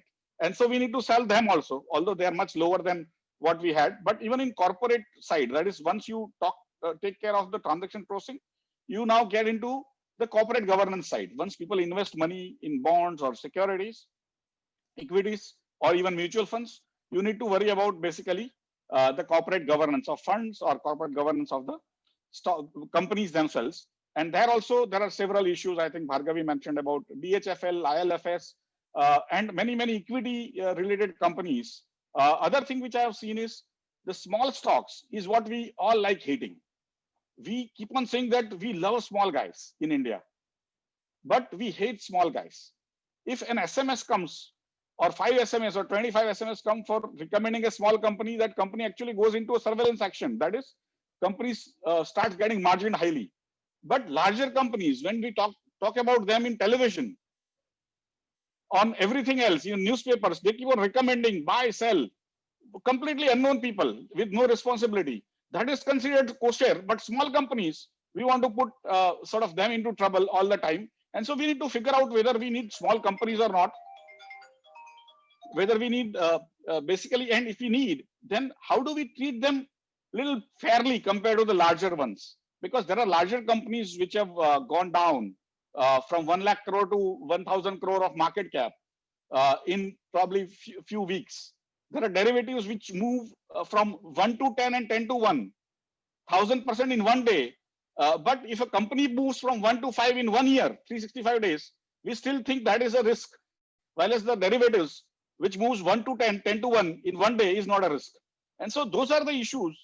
If we don't deal with, we will continue to learn from the Western sort of literature saying these are the issues you need to focus on. Don't worry about those other ones, which are actually affecting the investors. And that is where that trust, which we, I mean, all of us put together are supposed to manufacture trust. And how do we maintain that trust? First is to manufacture that, and to then maintain is basically where I think we'll have to take larger and larger steps in understanding the basics of what we are trying to protect, how we are trying to protect, and so on and so forth. What BSE is doing is, BSE also has investor protection fund. SEBI has allowed us to also use the protection fund not only to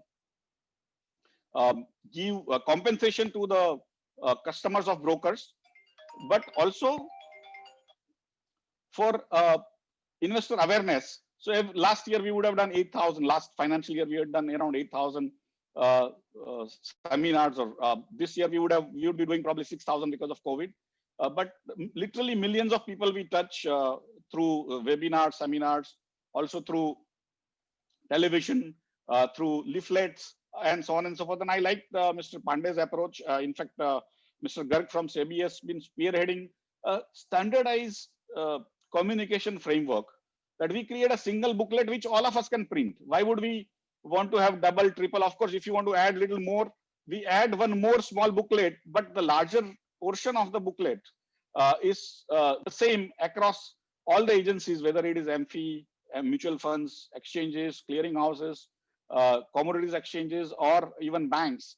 If you can keep it a simple, straightforward, single stuff, I think Mr. Garg is doing a great job on that. In fact, he was also instrumental in motivating us to create a investor awareness booklet for the Braille. So that first time in the world, an investor awareness booklet came out in Braille during that Investor Awareness Week, which IOSCO and SEBI jointly organized in India. And Mr. Garg himself sort of inaugurated that. We also work with NCERT in creating chapters in the schools, in the textbooks, instead of creating large books. Because when we discuss with many teachers and all, they said, you can't give one more subject to us. Already students are sort of having too many subjects. Instead, create some stories, give it to us. We will put it in some subjects, and that's how we have been working with NCERT. We also work with various states, NGOs, self-help groups in teaching basics of finance on the issues which Bhargavi mentioned. Recently, we also tied up with Jammu Kashmir government to train their students and their self-help groups across the state to bring them into the financial mainstream by conducting literally thousands of programs, and also making them take, many of the youth take NIFM exams to become mutual fund agents, or IRDA exams for taking the insurance agents, and so on and so forth. We also run Financial Olympiad, which takes almost 3 lakh students at primary, secondary level across the country. And 300 out of them, after several stages of quizzes, 300 of them, along with their principals and teachers, are flown into Mumbai. They are kept in hotels for 3 days, taken around Mumbai. But also in BSE, there is a final quiz, and the finalists are given a lot of prizes, but even the winners are given a lot of prizes, just to create that awareness and in a more easy way where students get interested. We also have a lot of students visiting BSc from across the country, but also from within BSc, from kindergarten to colleges. We encourage people to come and visit BSc just to understand what we do.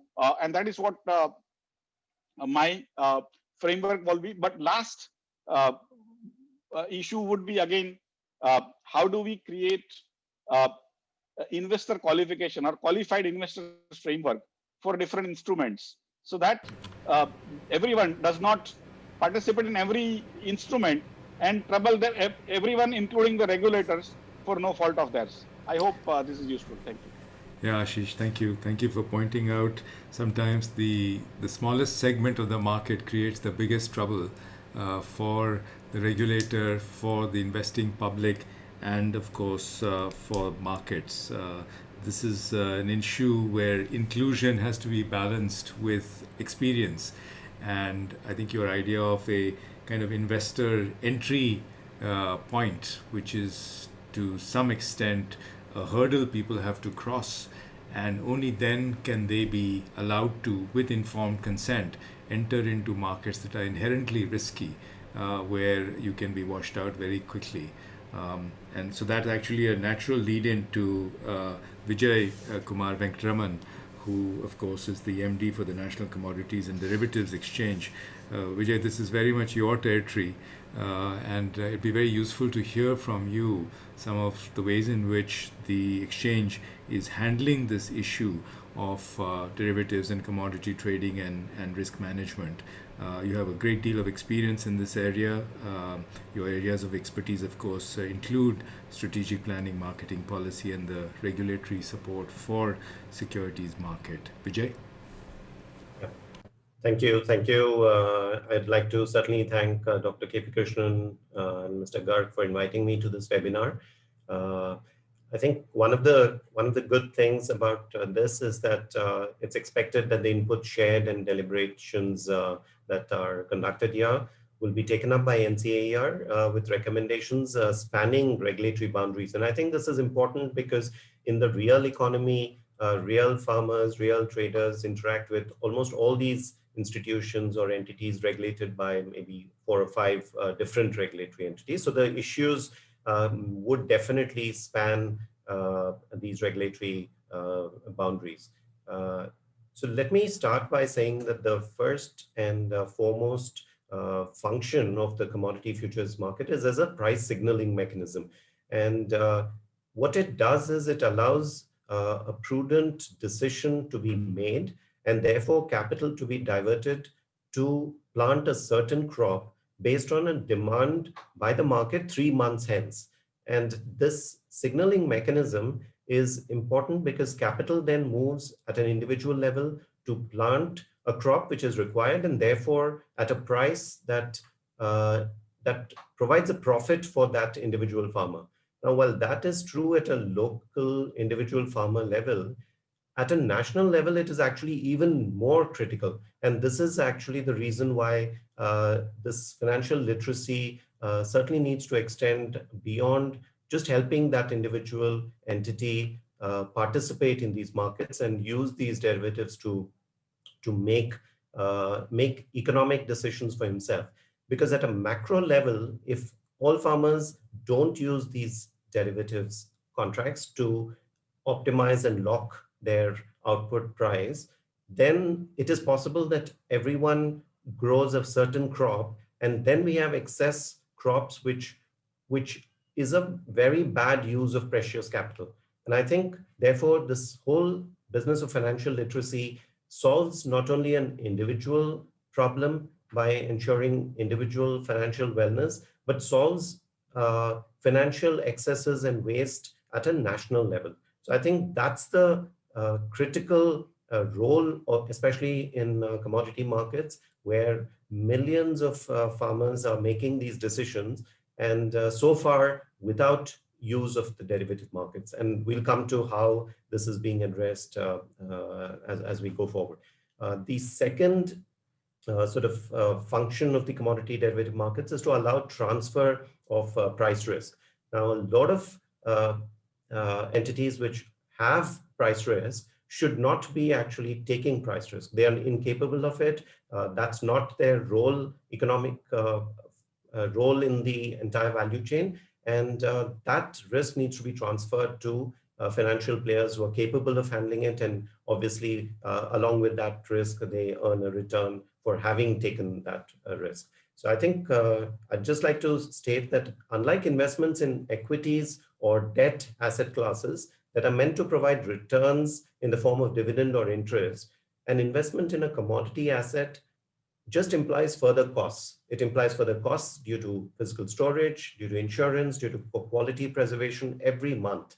So any money flowing in from into commodity assets, whether it's in the form of seed, whether it's in the form of fertilizers, or whether it's in the form of output produce being held by trading companies, is incurring costs every month. And I think one of the uses of the derivative markets is to benefit by protecting yourself, locking in prices, earning the carry, and therefore reducing the impact of these costs, which are just continuous every month. They just keep adding on. And I think in that respect, considering that the national strategy of financial education is based on these dimensions of life stage, geography, and sector of livelihood, and aims at creating a financially aware and empowered India, since half the population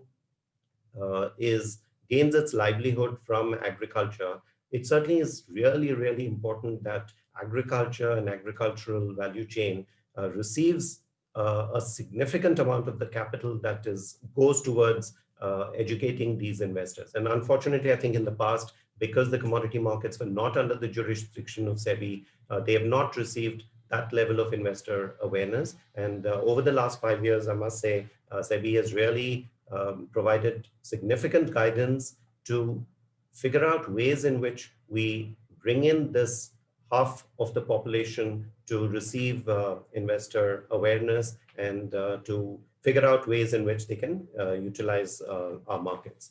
So let me maybe talk about one other aspect which was emphasized in the strategy, which is to do with learning by doing. And I think this is really, really important because theoretical knowledge is available, and theoretical knowledge is definitely available in books and pamphlets. And today there is no dearth of knowledge. You can just click your way and you can get enough knowledge.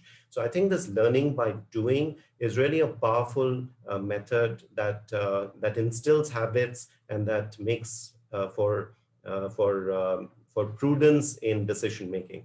And just one aspect that I think even Ashish touched on is that when we talk about a typical investor, possibly we are thinking of a person of limited means, limited education, and limited access to funds, and him needing to be encouraged for a financial future. Well, that might be true. I think we should just widen this definition of investor to really include anyone who is responsible for a financial decision, whether it is for himself or for the firm he owns or for the organization he serves. And I think this is really critical because a lot of these financial decisions in the commodities sector are being made by managers and organizations. They're being made by executives and officials in government agencies, as well as policymakers. So I think anyone who is making a decision which allocates capital into these assets needs to be, therefore, a target for financial literacy and also for accountability in terms of whether those decisions are being done in that prudent manner that is expected. And I think in a lot of cases, we are still finding tremendous inertia in moving from this knowledge gap and to actually doing something with that knowledge. And I think maybe the shift of from literacy to actual demanding action also needs to step up. So as far as agricultural lending is concerned, it's a priority sector. It gets subsidized credit terms. And unfortunately, a lot of the firms and organizations have not been inculcated in this habit of risk management.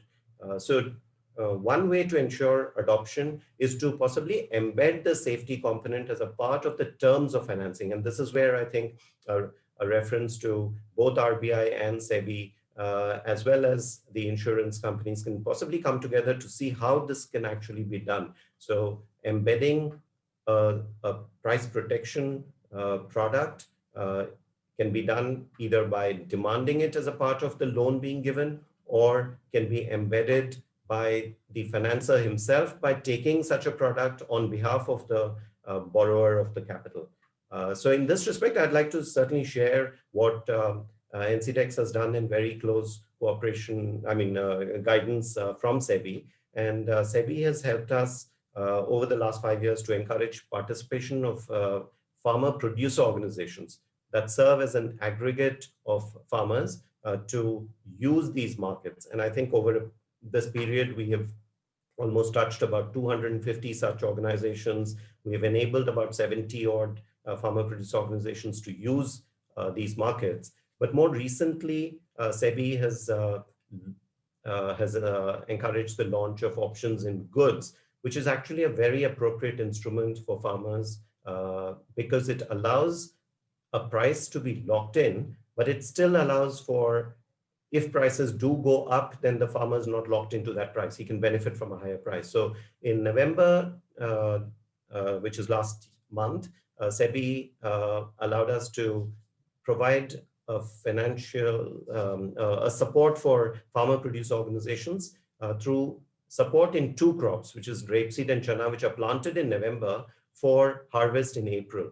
And this has really been a remarkably successful project because we've had nearly 30 farmer producer organizations representing maybe 30,000 farmers or so lock-in prices for these commodities close to 50,000 rupees per ton for April.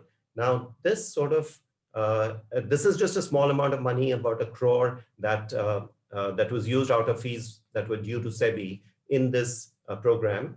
But it just shows that here are farmer producer organizations really feeling that this is a remarkable product, using that product. And now one of the fears is that they may just, if something is given to them, they may just sell it and encash that product, but that didn't happen. So people are still holding on to this option. They realize that it will protect them in case of a massive fall of prices. And they also know that they will benefit from upside. So I think the scalability of these sort of programs on investor protection needs to go into the mainstream financing. And we are sure that NABARD and the banks and definitely the government will use these tools to do more of the same. So we think as I said, rapeseed and chana crops are both about 8 million tons each. And the quantum of money that's required to get this habit embedded is only about maybe 500 crores or so. And it's these sort of spends that are valuable because they don't just teach, they actually make him do. And I think the resulting experiential learning is very, very powerful. And I think progressively we will find farmers and farmer producer organizations even use their own money to use these sort of instruments to protect their own produce prices. One other, I think, regulator that's missing in this list is WDRA. And I would certainly recommend that that be added to this list of regulatory bodies, because now they regulate the issuance of electronic negotiable warehouse receipts for goods stored at designated accredited warehouses under their supervision. And this is really an important way for farmers and other entities to access both finance through a link to bank credit against such stocks, as well as to markets. Because once you have electronic negotiable warehouse receipt, it can be connected to national markets, and you don't need to know the buyer to sell the goods. And settlement occurs through bank channels. So it is very, very safe for farmers and farmer producer organizations to conduct their business. So I think SEBI has actually made all deliveries in agricultural products enabled only through this ENWR mechanism. This has really helped adoption of farmers to use these markets for delivery at the exchanges. But we think that this needs very wide adoption. So one of the issues that we really feel is missing is the government agencies themselves participating in the use of these instruments. So government agencies today are among the largest buyers of agricultural products, and still they have not yet utilized these tools for their own procurement. So I think on the one side, government is actively sort of encouraging these regulatory bodies to educate and encourage participation. And on the other side, government agencies themselves, despite their significant presence, are possibly lagging behind in taking in utilizing these tools. So I think I would strongly urge, as part of this literacy drive, for some sort of mandates. And I think one of the things I'd like to point out is even the conversion to the from physical shares to demat shares did not happen without some pressure or some persuasion and also some mandates to make that occur, either in the form of incentives or in the form of stuff that you cannot do without actually converting your shares to demat. And I think this drive towards financialization of commodity assets to facilitate smoother markets, safer markets will certainly be very, very useful. So I just in terms of concluding, I would like to say that this NCFE program certainly aims to be a very holistic one. It includes multiple stakeholders. It includes all these regulators, each one of whom definitely is looking and building a very strong regulated sort of scope. But for expanding the scope, I think it will involve collaboration across regulators. Unless banks who are currently not even permitted to access the commodity segment, unless there is a facilitation of that, banks will not be able to participate even if they want to. So I think there are barriers which have sort of come about, possibly because of some past incidents or maybe lack of clarity in what banks can do and should do, and what banks cannot do in these markets. So I think if that those boundaries are outlined, it will really be very important for these inter-regulatory discussions to take place for these markets to really serve the economic purpose for which they have been built. So with that, I will conclude, and I really thank NCAER once again for this opportunity and look forward to contributing to any questions that may come up later. Thank you. Thank you, Vijay. I think you pointed out to a very important aspect of these deliberations, that apart from focusing on financial education, it's bringing regulators and market players together, perhaps in a way in which they probably don't come together very often. And I'm hoping very much that apart from just priorities for action for national education for investors and their protection, other aspects can also come up through these deliberations, and indeed in the back end will then strengthen investor protection and education. So you pointed to a very important aspect of these discussions.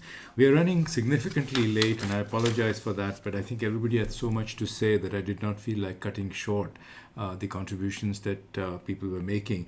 Satyajit, with your permission, should we go right into the discussants' remarks rather than take the scheduled break? People can turn off their video and take a break if they wish to get a cup of coffee or tea or whatever. But let's go straight into the discussion. And I know that Balasubramaniam, CEO of Aditya Birla Sun Life Asset Management Company, has some other commitments, and so he's requested if he could go first. So Satyajit, if you agree, let's just go straight into the remarks and request each of them to limit themselves now to less than 10 minutes if they can. I have on this panel distinguished group, Balasubramaniam, of course, Bhavesh Vora, President of the Investor Education and Welfare Association, Kezad Adajania, who is, as we know, a journalist for Money Control, and Kamakhya Singh, who is, of course, the counterpart to KP Krishnan at the IEPF Chair Professor at the Indian Institute of Corporate Affairs. So with your permission, Satyajit, let's go straight into that, and let's request Bala to come up with his comments for about 10 minutes or so or less. Thank you. Bala? Yeah, thank you, Mr. Shah, and I mean, of course, this morning I'm listening to all the speakers, very insightful from the point of view of educating investors and improve the financial literacy in the country. since I represent mutual fund, I've been associated with the capital market for long, and also sit in the investor education cell of Securities Board of India as an honorary member. The way I see is clearly the way the literacy on financial markets have changed, and some of the survey what they highlighted, improving the awareness about investing across various asset classes need to be educated, especially the simple principles like compounding, impact of investing. Now, one of the theme which of course we as an asset management industry, mutual fund industry, did way back in 2009, kept aside some money out of the fees that we get only for education, only for the purpose of increasing the financial literacy. It came as part of the it created the corpus. I remember the corpus was coming almost each year as the asset management industry size growing. The corpus kept increasing, and then dedicated resources when we kept, we could do actually majority of the thing that very genuinely taking the mutual fund as investing concept, investors at large, and that's why we created mutual fund IE as a concept. Well, having said that, the regulatory framework in which we operate, we cannot, of course, expect a wrong expectation we cannot keep on any investment that we make. While we, of course, insist on investing in the long term, investing for the long term, for a specific purpose, for a specific goal, such as retirement, such as education, or such as buying a house, and all such needs have to be met across all times for every investor. At the same time, the element of risk that is involved in every investment also need to be educated. And there used to be a time where all of us used to represent the mutual funds are subject to market risk. It used to come very prominently in every investment advertisement that we make. So then we used to think as a debate, by making this so loud and clear, are we actually driving away the investors from investing? But at the same time, we're also advocating everyone to make the investments for the purpose of long-term wealth creation or income generation. And over a period of time, though we all made an attempt as a member of the mutual fund industry, in the interest of development of the market, we made an attempt and had a detailed chat with the Securities Board of India as part of the MF43 Council meetings. And we did propose that instead of saying mutual fund subject to volatility, we used to say mutual fund subject to fluctuations. So that's why we said we change the word, and therefore it can give actually right message to the investors. Then after multiple round of deliberation, we said, no, let us not change anything, because it got ingrained so much. People understood that any investment that I make in mutual funds are subject to market risk, is subject to fluctuations. And also the investment that I'm making is actually for the longer term. And why all these things happen? Because the communication was very, very clear. Somebody mentioned about riskometers, but as things evolved, we started actually highlighting what is the risk that is involved in the form of riskometers, whether it is low risk, high risk, or medium risk. All such things were communicated and kept improving the communication. The other area where we made a significant improvement of everybody knows investing in recurring deposits of a bank. It is actually commonly understood investment principle by every household in the country. Recurring deposit is well known. The equivalent of recurring deposit, the mutual funds created is called SIP, which is monthly investing on a regular interval, without worrying about market fluctuations, without worrying about whether you can timing of the market and so on and so forth. And that's something we created long back. Today, the fact of the matter is the industry is getting largest pool of the AUM coming from SIP. It's gone from the fact that so much awareness has been created of about the SIP. At times when I ask this question to the investors, that in a public forum and we have investor education meet, sometimes we do ask question that have you made an investment in the mutual funds? The answer probably will be no. The moment you tell him that have you made investment in SIP, the answer will be yes. Therefore, then in this whole awareness education, probably we have to also move away from the platform under which we are offering this product and move away from the solution that is going to be derived out of such investment from investors' point of view that meet the purpose for which the investments are being considered at all point of time. I think would bring in the necessary impact in creating the financial awareness. Clearly, at the end of the day, while we all can take credit as a mutual fund industry has grown in size, there's absolutely no issues on that. But having said that, we still have only about 2.5 crores unique PAN numbers that the industry has got. as against the household investable population. I call it the household investment population, but every household has got 4 or 5 people. But the household investment population, we can easily have about 25 crores worth of people can be a financial market investors as against 2.5. That means the multiplier impact of this is almost about 10 times. The second is the per capita income. We did some kind of analysis. I saw one of the survey where I used to do, of course, as a part of my business analysis every year. We used to go and look for an opportunity that exists in every market as part of the expansion strategy. So one of the simple principles is applied that states like UP has got, of course, the lowest per capita deposits of about 75,000 rupees deposit per person on the basis of deposit size of that UP as a state, which is, of course, given on the Reserve Bank of India website. Then I extended the same argument for most of the other states. And then clearly, when I looked at it, the highest was about 3.5 lakhs per household in terms of deposits. And then go down to as low as about 78,000. Obviously, of course, higher the population in states, of course, the deposits will come down and so on and so forth. But the fact of the matter is, every 100 opportunities, what's the kind of opportunity that one can get, which can be a success ratio, can vary from place to place. Therefore, that way, I think that awareness also need to be done. And one of the ideas that we have done post this mutual fund advertisement that we start doing, clearly every player have got a responsibility on them to educate about investing in mutual fund individually. Second is collectively when you do it at the industry level. Somebody also mentioned about industry forums also need to work.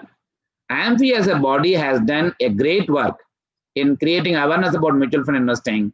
We could do it because it is the industry 45 mutual fund coming together, contributing some of their corpus to the industry association.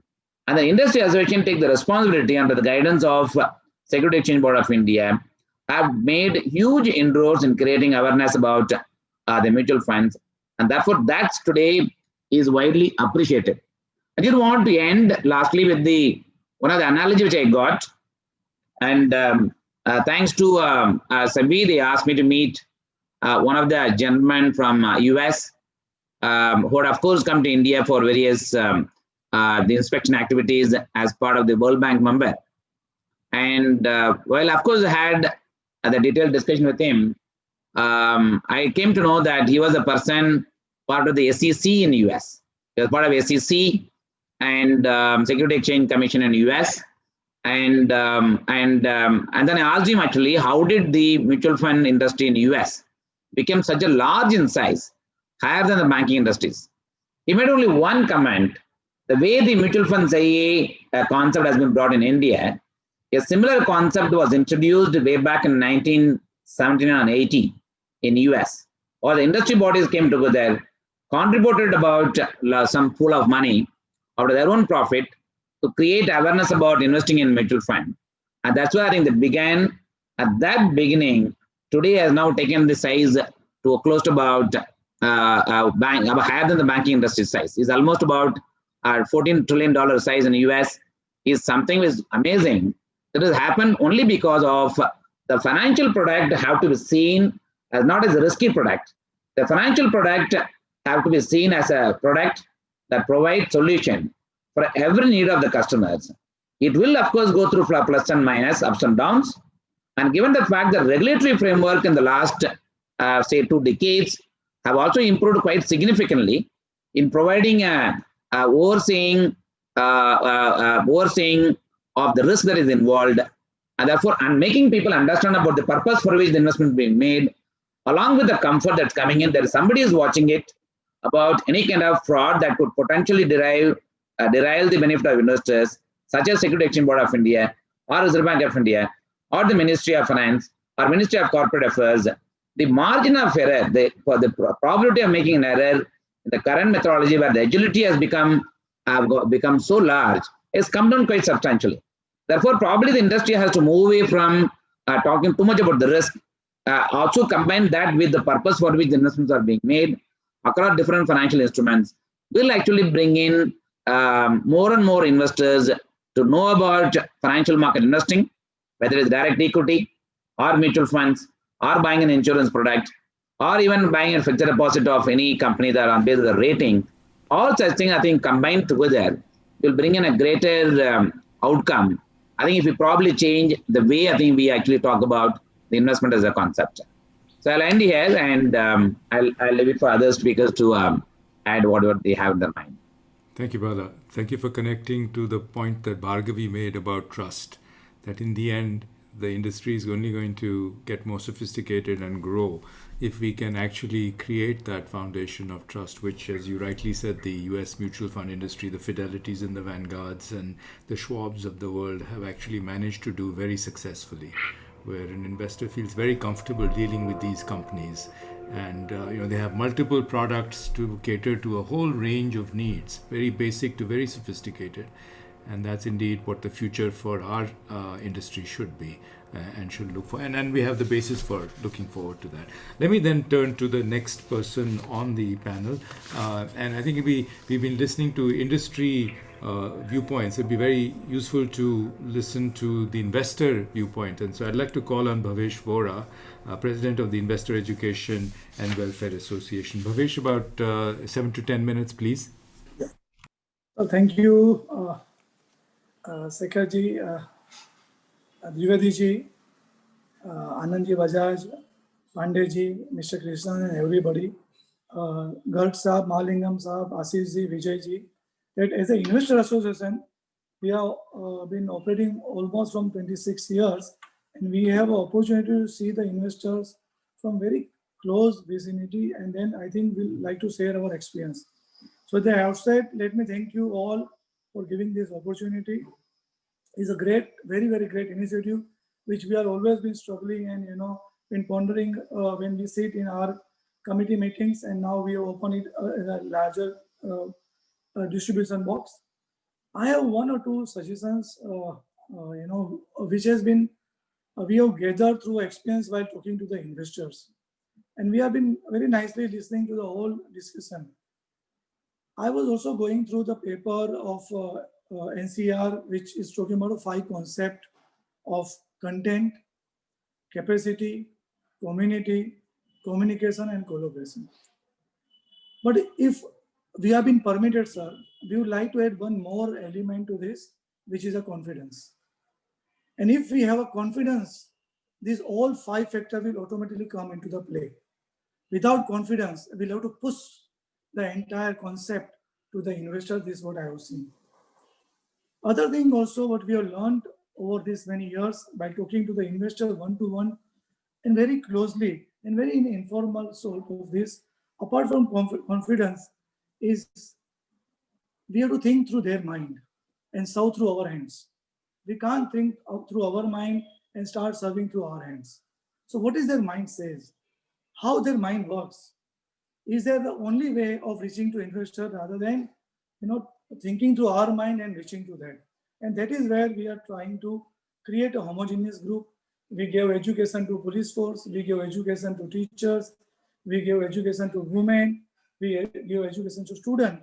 And we understood that the way of reaching to them is through a homogeneous crowd rather than going to give the education. Education is second. First is the confidence. Do I have the confidence in the entire system, and how do I bring that confidence? And as Vijayji rightly said, learning by doing. If you see all these, small or stakeholders which we have been talking, they have always learned by doing. They have never learned by learning or getting education. So how do we convert this idea into action and then action into experience? So what, while discussing and while listening to all of you, I have just jotted 4 or 5 points that is it possible, and this, the theme of the entire talk today is priorities for action. We have so many things on a plate.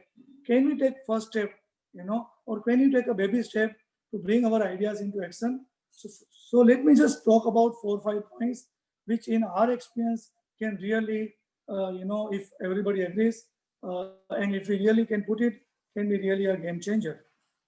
What we require in the entire scenario is a first push. Do we have a first push, with converting this so-called citizen into the investor? First idea is our Jan Dhan accounts. And if you see the journey of Jan Dhan accounts, very fast we have moved from 2 crores to 14, 14 to 34, and now about 40 crores. What is the reason? And as Bhargavi rightly said, 87% are knowing about the banking and only 17 are knowing about the capital market. So there is a gap of 70% in entire. How do we bring the confidence and experience of banking system to a capital market? So we'll have to bring the known to unknown rather than making unknown to unknown.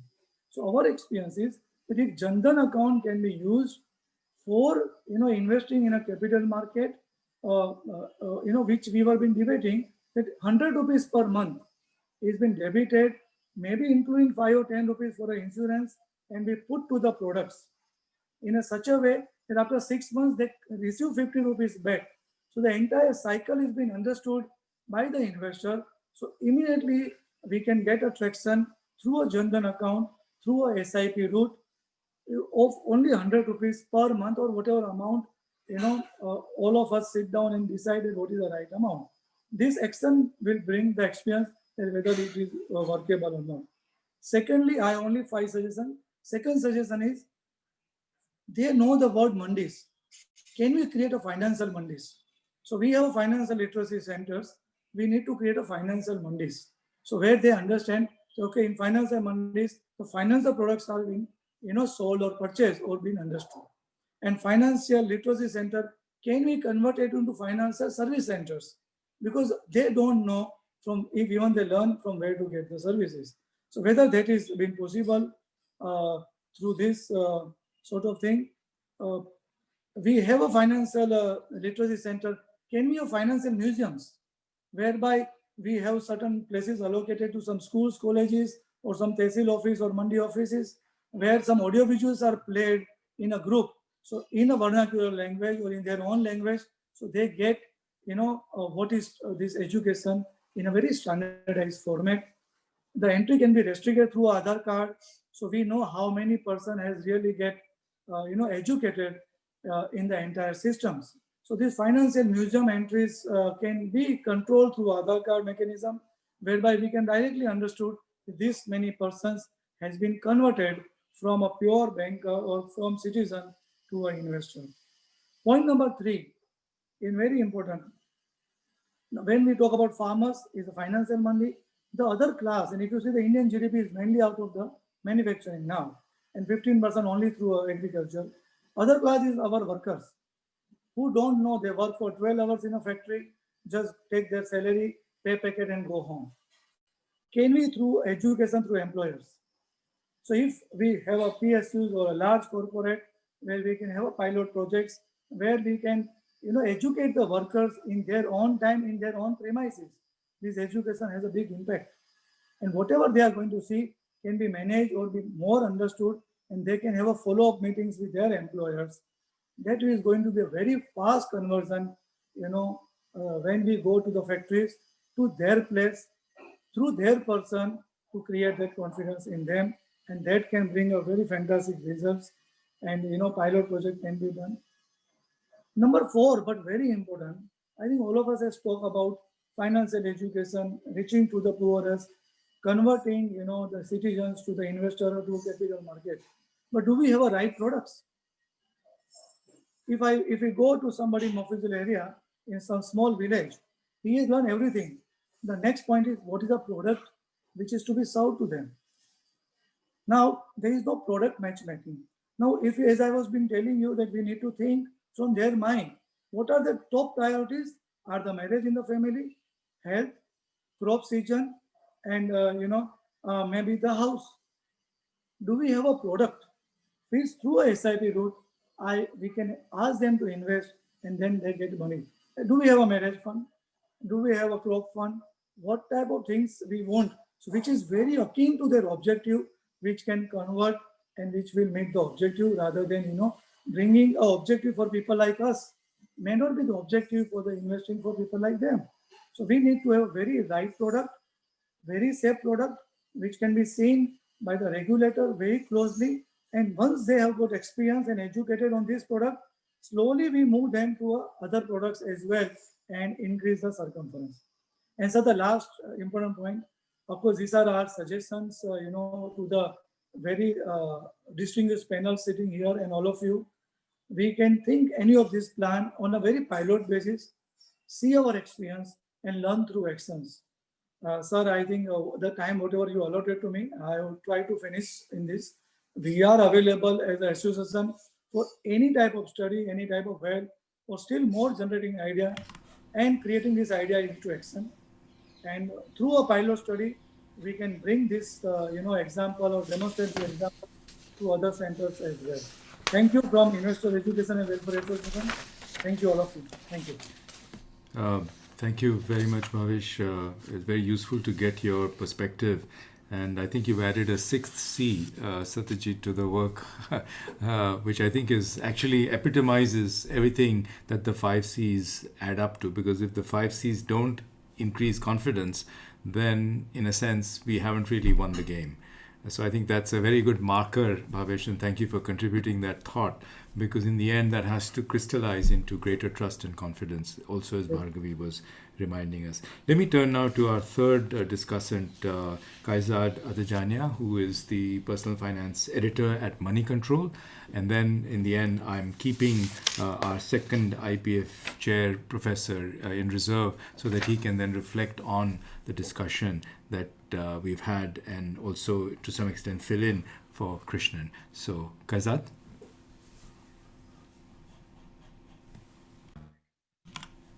Yes, thank you, Mr. Shah. Let me just try and share my screen.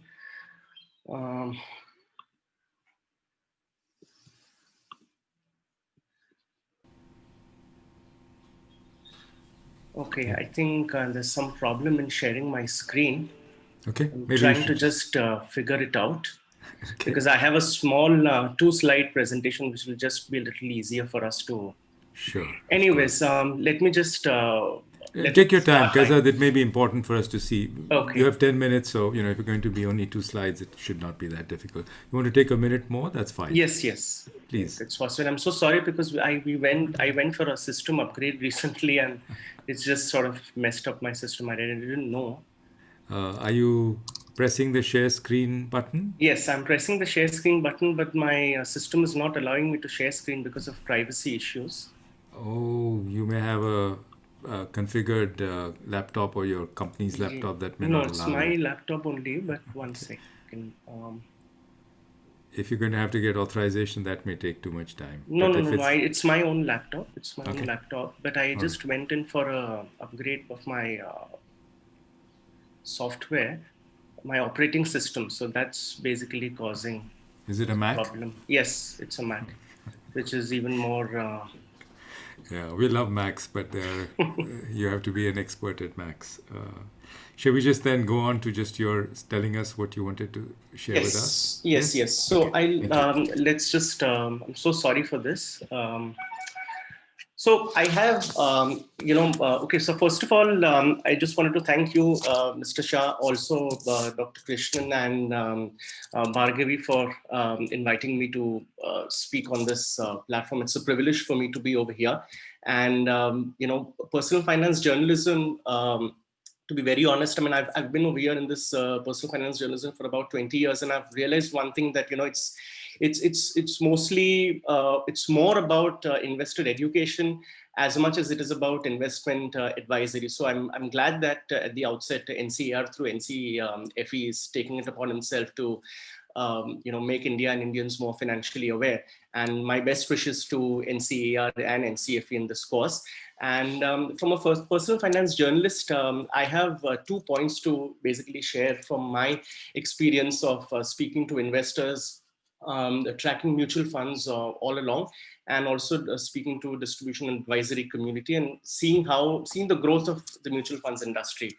Now, one thing which, in my experience, and my observation in which, the conversation that investors have about mutual funds in all these years, okay, and I've seen the industry closely from 2000 onwards. So I've seen the collapse of UTI. At that time, UTI, Unit Trust of India, as we most of us would know that largest mutual fund house, then it collapsed, and the one half came under SEBI regulations. At the same time, we saw a lot of private sector mutual funds also come up, and so many reforms that SEBI has unleashed on the industry to make mutual funds, one of the most transparent market-linked financial products that we can see over these years.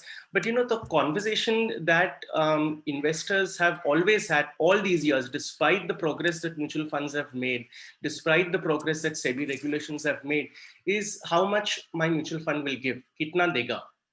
That is unfortunately has been the common conversation point among investors. And somewhere the virtues of mutual funds and why mutual funds are required in the portfolio, why mutual funds are required as a measure of diversification, what can it help you, where it can take from where you are right now to where you ought to be, has somehow been lost. If you track the statistics that AMFI itself puts out, and AMFI puts out also quite an impressive amount of statistics over these recent years as to how much percentage of equity assets have been in the business, how much percentage of investors or how much percentage of equities remain invested for how many years, you would see that over half of the assets actually go out within 2 years. Okay, so that's mostly because the conversation is not about the virtues of staying invested for the long run in mutual funds. The conversation is mostly about how much my mutual fund will give. So that's the biggest, I think that's the most important issue or concern that this project should target.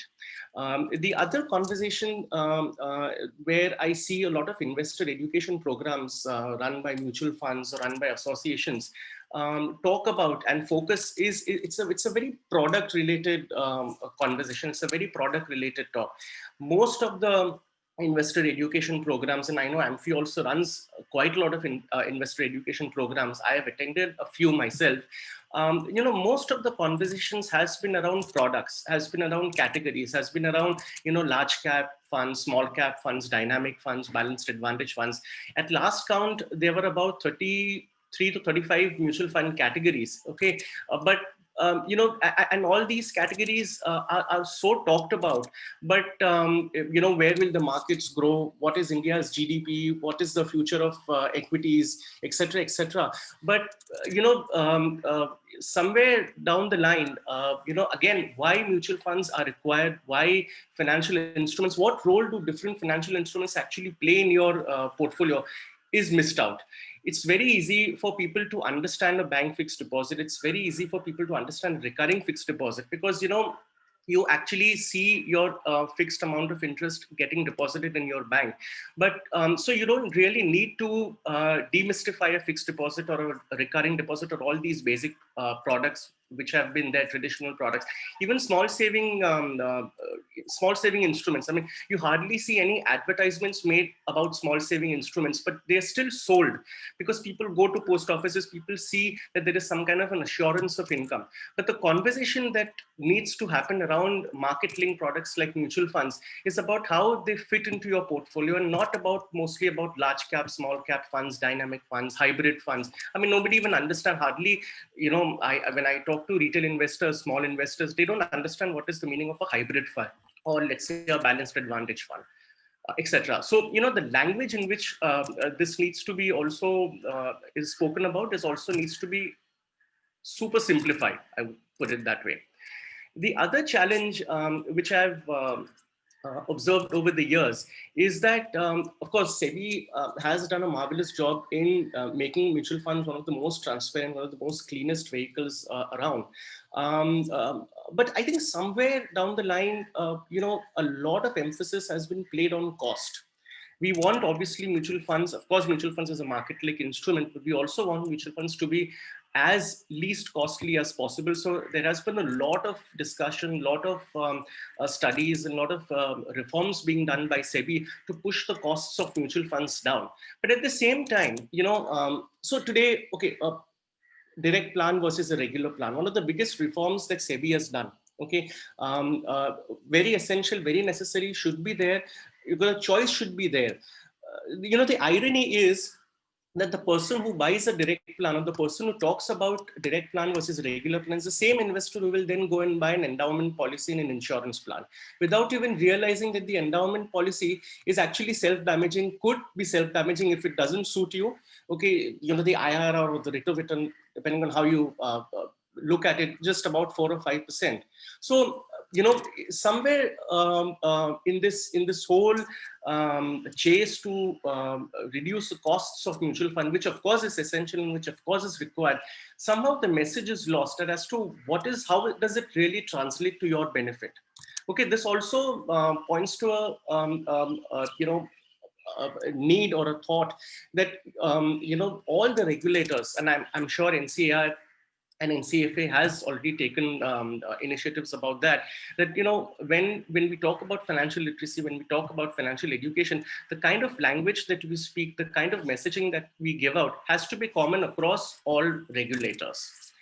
You know, another couple of measures that SEBI came out very recently is, you know, product categorization, recategorization of SEBI schemes. A huge reform that SEBI had come out with a couple of years back to ensure that there is a standardization among categories. You know, mutual funds should not launch more than one scheme per category, to ensure that we have a finite number of schemes out there in the market, so people don't get confused when they go and buy mutual funds.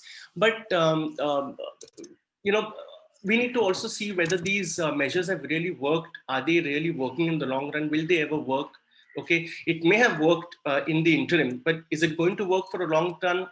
Again, you know, those things need to be taken a look at.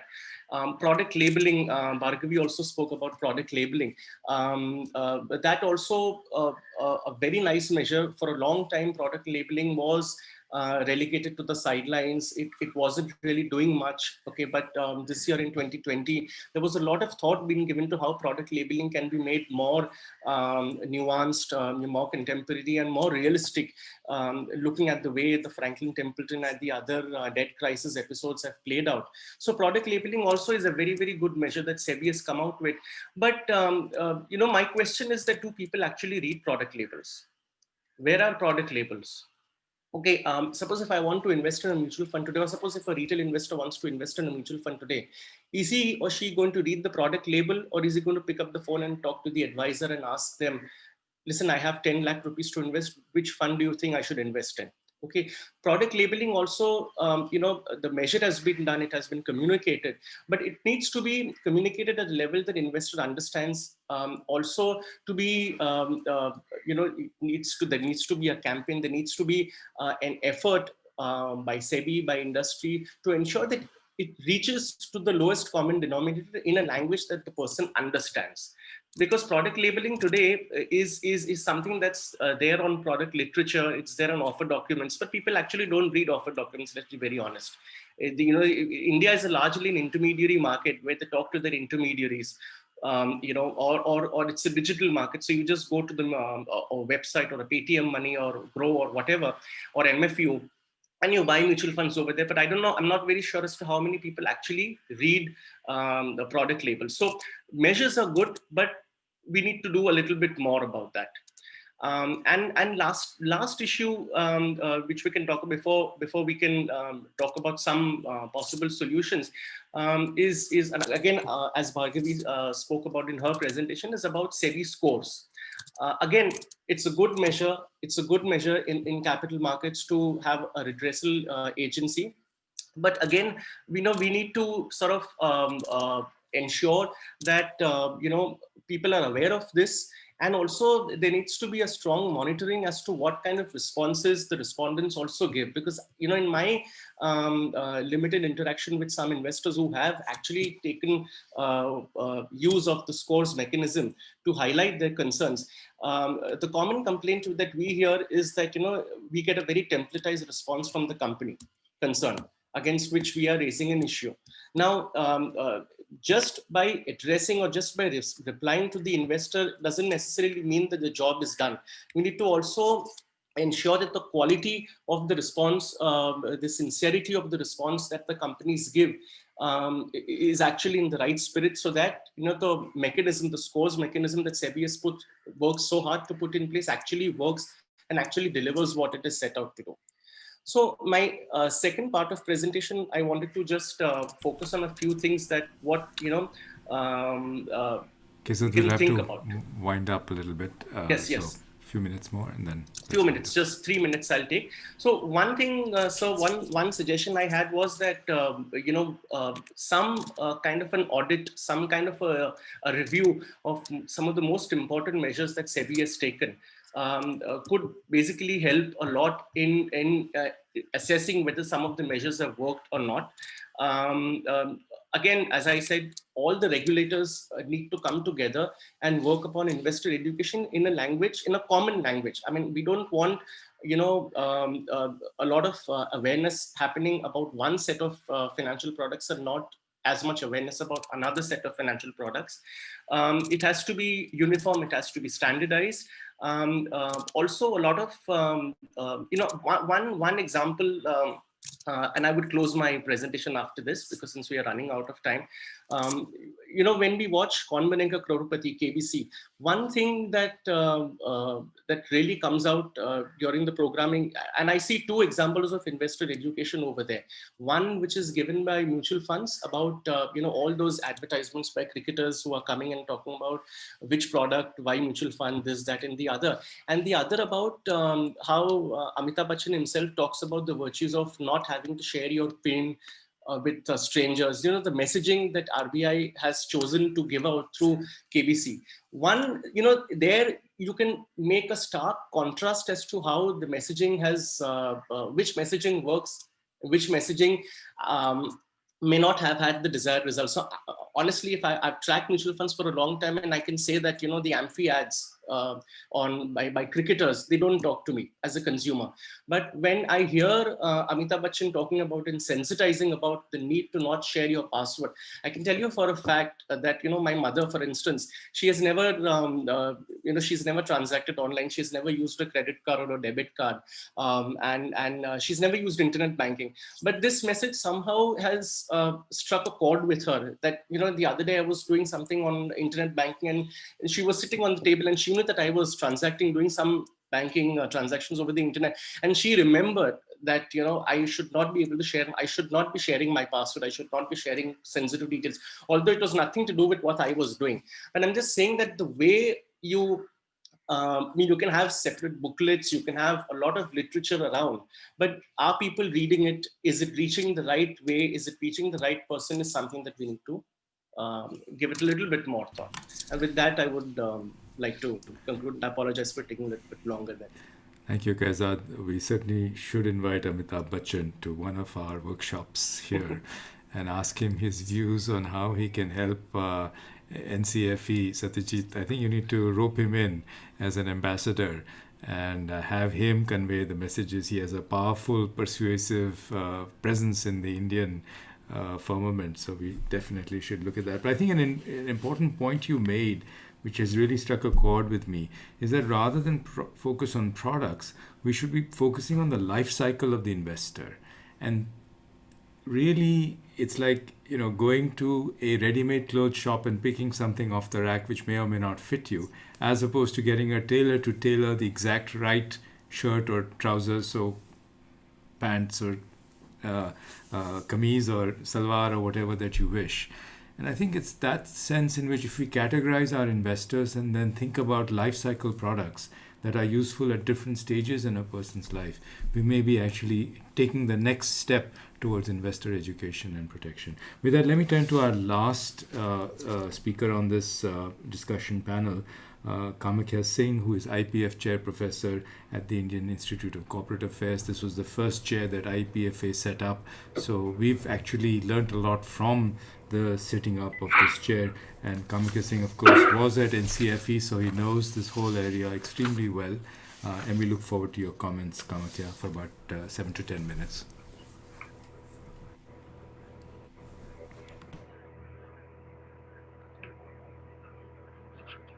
Kamakhya, I can see your name, but I can't see your video, nor do I hear anything from you. Oh, there you are. Okay.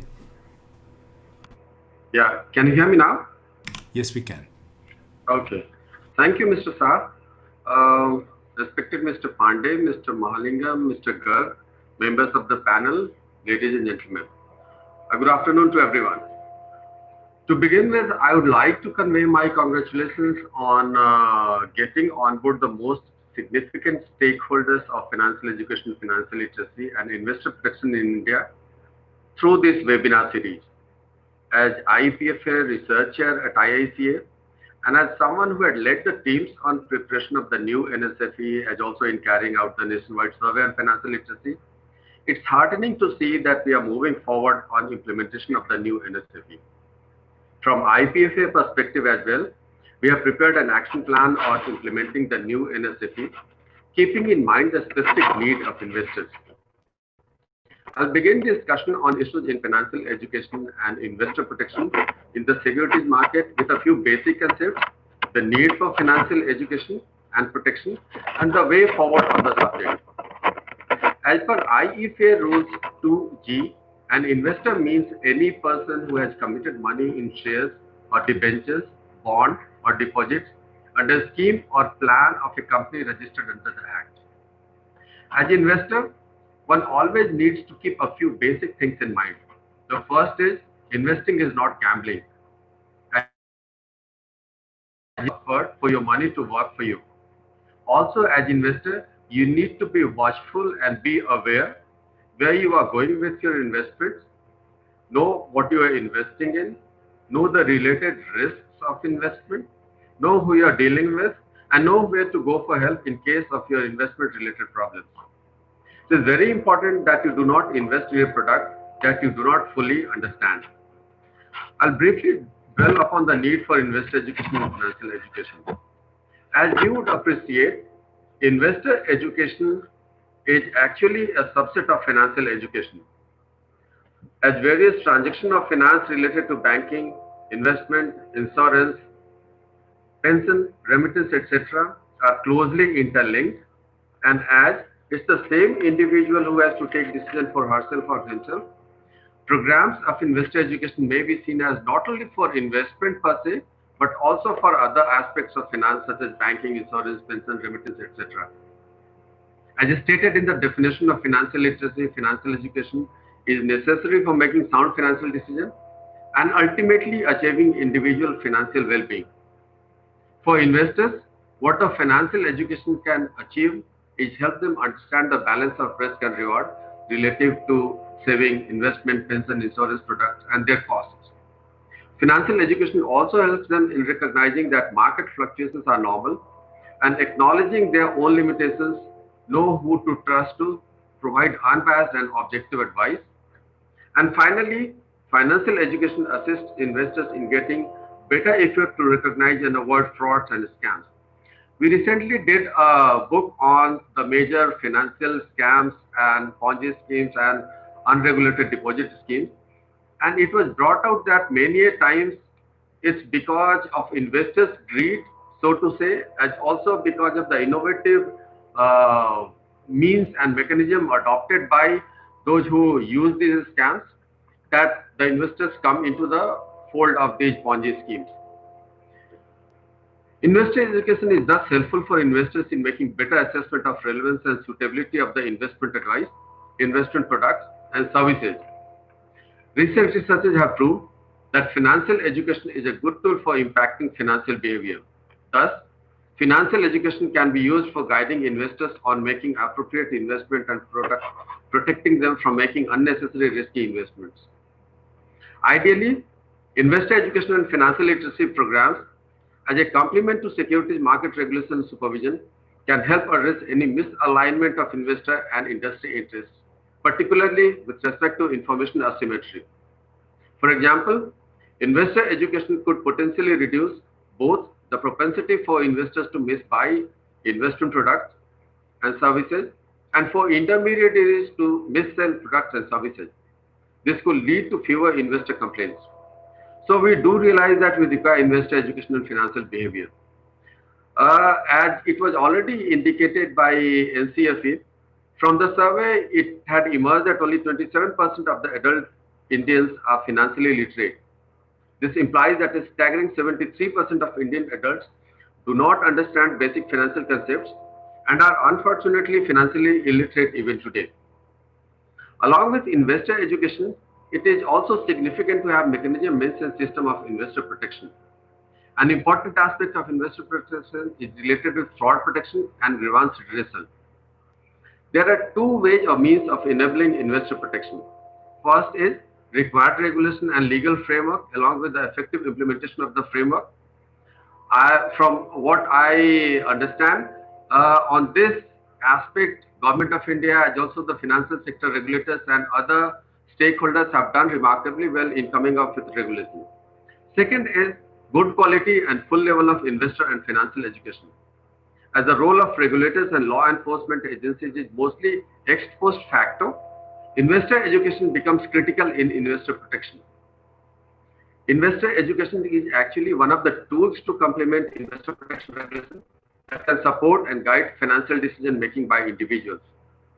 A significant advantage of proper investor education is that consumer complaints get to reflect genuine breaches in consumer protection and regulation and increase the speed with which genuine problems are resolved. So what is the way forward related to financial education that also enables investor protection? On the one hand, India has huge population indicative of the demand and requirement of financial education and varied requirement of different segment of population. This was also brought to light when we were working on the financial literacy survey. So just to give an idea, the OECD INFI framework indicates that for any financial literacy survey, about 1,000 sample would be good enough. But from what the size of population that we had in India, we decided on a sample size of 75,000. And it just indicates the staggering size that we have in terms of population of India, as also the volume of sample which has been generated through the, which have been covered through the survey. On the other hand, there are a number of agencies which conduct program of financial education, whose efforts are many times duplication of energy, resources and effort. This has also been brought out by other speakers. It is important that all the stakeholders make joint effort in creating a bigger impact through program of financial education that would be possible if the agencies or institutions were to continue working on their own. I'll give a few examples for way forward on working together. For example, can the network of trainers that is available with agencies like IEPFA, SEBI, NRLM, SRLM, RBI be jointly accessed in planning mega projects of financial education? As Mr. Pandey indicated, if we want to consider working on a mission mode on financial literacy, we should be having also mega network of those who can actually implement these projects. Also to bring into attention, can we have common source of resources of financial education? When I was working with NCAER, this was one of the objectives on which we were working, that whether the resource is available with NPCI or with RBI or with other agencies, we should be bringing it with proper acknowledgement to NCAER, so that if anyone is interested in going through appropriate resources for carrying out program of financial resources, they just need to come to NCAER. And I think that is what needs to be done as indicated by Mr. Pandey. As IEPFA is the only statutory body, so to say, IEPFA can also play an important role in being a resource center. To further strengthen the impact and scope of programs on investor education and protection, it can be planned to focus on the investors when they are young. That is, focus on schools and colleges. Providing basic financial education at the earliest, so that the youth is protected from making serious mistakes in taking financial decisions. We can also plan on reaching diverse segment of population. This has also been brought out by other speakers based on regions. For example, the needs of people residing in rural or urban slums or urban regions may be different, and we accordingly need to tailor-make programs for them. Similarly, based on the gender, the requirement may be different. Based on the occupation, for example, workers working in the farming sector or workers working in the industry or manufacturing sector may be different. As also keeping the specific needs of mind of different segment of population based on their income, as it was indicated by a lay speaker. For example, when we want to provide the program of derivatives, should we be considering some income level to those whom this is made accessible? We also need to be keeping in mind that given the huge progress made by IT, we should be using technology in making programs of financial education efficient and scalable. We can also promote digital financial transactions. This has also been brought out in the most recent program of PM Swanidhi Yojana, that if these vendors use the digital financial transaction, they would get some refund of the interest that they are paying. So we need to promote digital financial transactions to not only support government initiatives, but also change the behavior of users of financial transactions in making it more efficient. And finally, we need to undertake path-breaking research to get insight into developing better understanding of financial education and financial inclusion while carrying out policy changes in the areas related to investor education and protection. With these words, I would conclude my submission. Thank you. Thank you, Professor Kamagesing. And again, this is very much both an insider as well as now an outsider view. So that's very valuable since you were there at the very inception of NCFE. We are running a bit behind time, as I have been saying. So with everybody's permission, and Satyajit, if you agree, we've had such a rich discussion that I don't think we have Q&A that we particularly need to spend time on. So I would, with your permission, go straight to Mr. Mahalingam and request him to give us his concluding remarks based on this very rich discussion that we've had throughout the morning. Certainly, for me, this has been an eye-opener, and my own request, therefore, would be to Gurmurthy ji, who, as we know, is full-time member of the executive board of SEBI, and of course, he's looking after investor assistance and education, along with commodities, foreign portfolio, and market regulation issues. He's also a member of NISM, of the Board of Governors, and his extensive experience at RBI prior to that. All of this is extremely valuable in our listening to Sri Mahalingam to give us the concluding remarks for today's workshop. Mr. Mahalingam, please. Thank you, Dr. Shah. Am I audible? Yes, you are. Perfectly audible. Yeah. Thank you, Dr. Shah, for those remarks. Thank you once again for inviting me to participate in this session. I thank Dr. Krishnan also for this. And I should compliment both you and Dr. Krishnan for organizing such a series of webinars involving several stakeholders in the financial sector. I would definitely like to say that the theme is pretty relevant, very topical, and it has come at the right time. You couldn't have found a better time for this. And I would say that these kinds of series of seminars should be done on a regular basis as a part of the investor education efforts. Let me make my concluding remarks pretty short. I'm not trying to make very elaborate thing, but I just want to say the perspective of SEBI as far as I would like to bring in the perspective of SEBI in this concluding remarks. Let's first get to actually what is the present situation. I think we are going through an unprecedented kind of a pandemic, and the economic growth of the country is actually sliding down.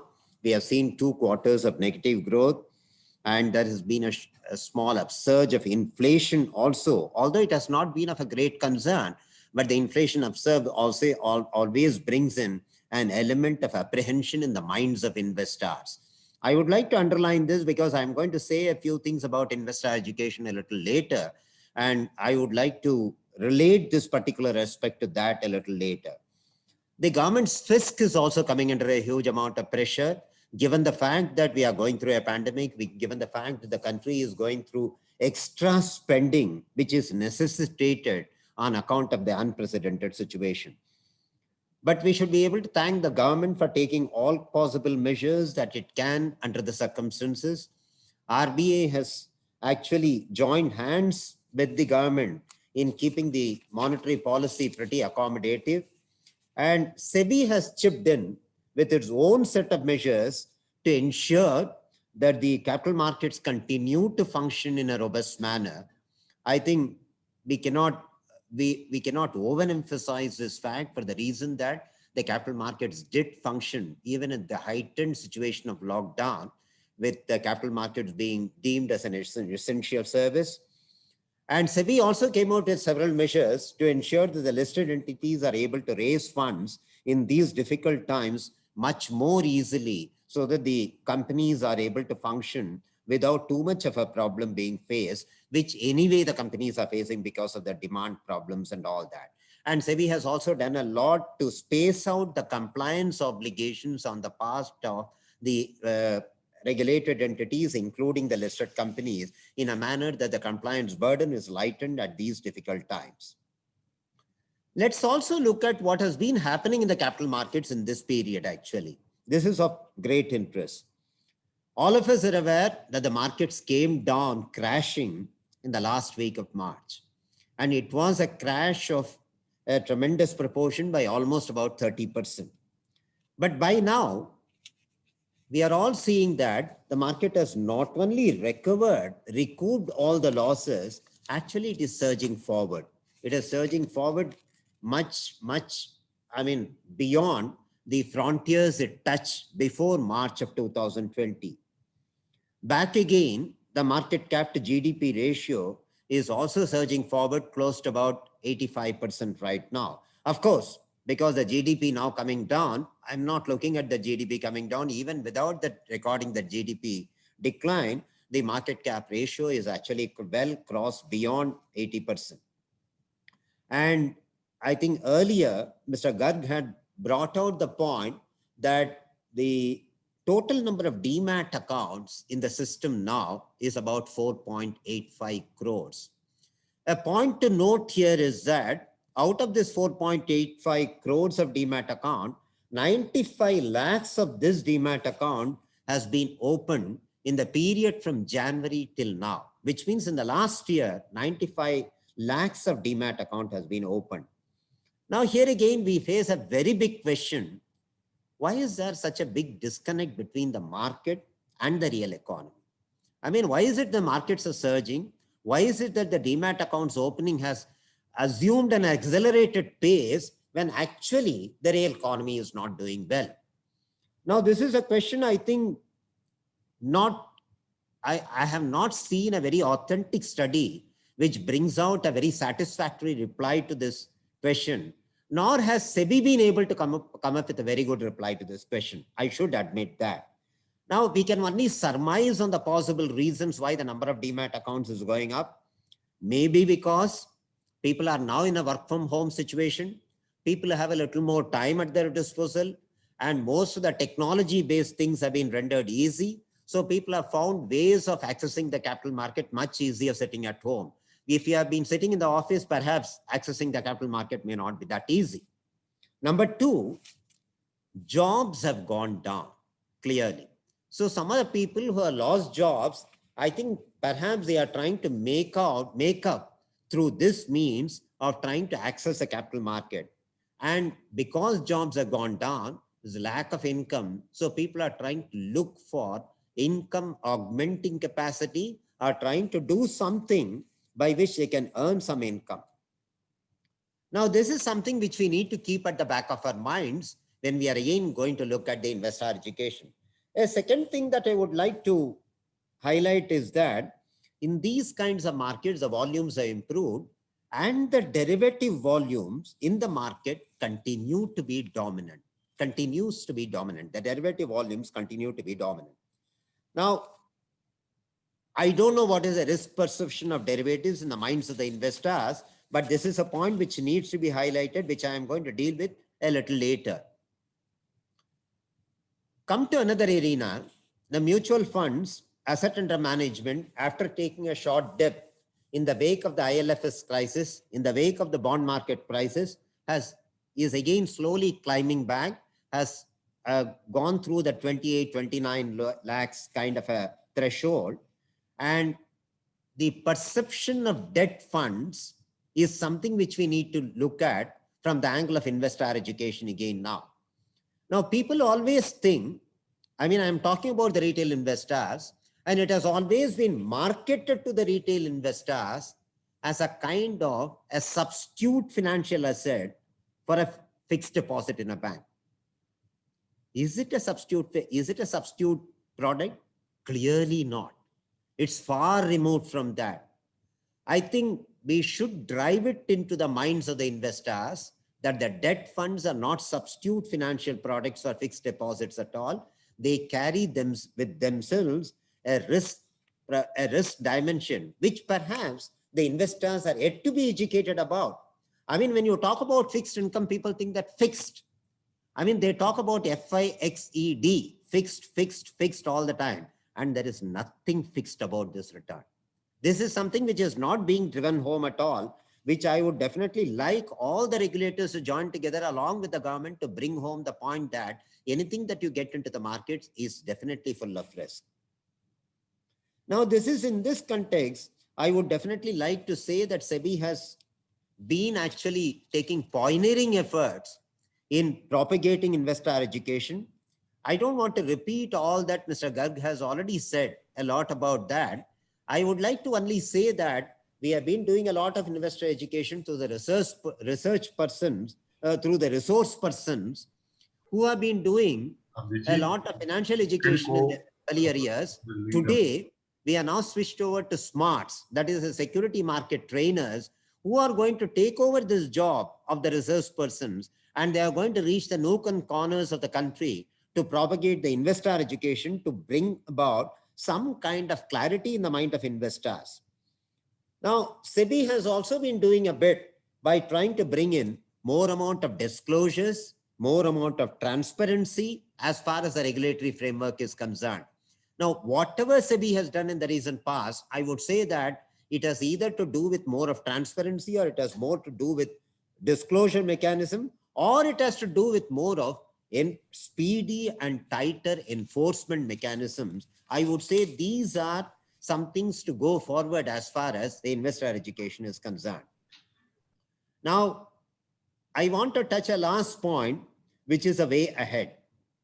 Again, I have to again draw upon Mr. Garg's point of the entire investor education needs to be woven around. We have to weave around safety, liquidity, and return. And I would like to stress this in that particular order itself, Let not the order be reversed: return, liquidity, and safety. Unfortunately, we find that many of the investors actually go through return, liquidity, and safety in that order, completely forgetting about the safety of the principal involved. That's the reason why many investors get caught in Ponzi schemes, fly-by-night operators, and all that. So if the mis-selling has to be averted in the entire system, I think the entire order has to be safety, liquidity, and return.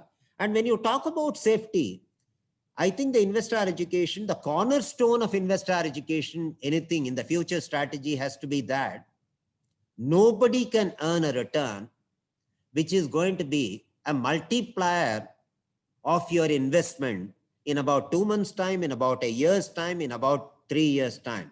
Let us actually bring in an element of moderation in the minds of the investors, that the investors cannot earn a return which is more than a bank fixed deposit by about 200, 300 basis points, by about 2 to 3%.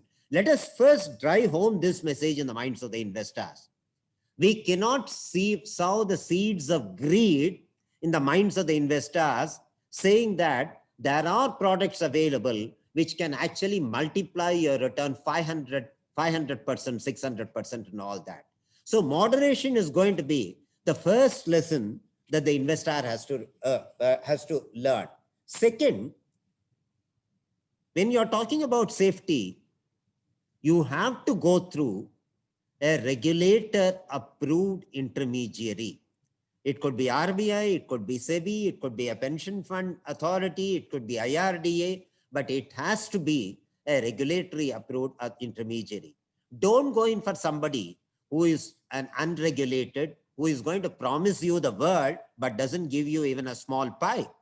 So this is something which has to be again driven home to the investor absolutely endlessly. And this, I'm marking the word endlessly because these things actually come in cycles. like it happens in the market. The market sees a crash, the market goes up. And once the market goes up, people completely forget about the crash. People think the market is going to go up tomorrow, day after tomorrow, next month, next year. People can never think of crash at all.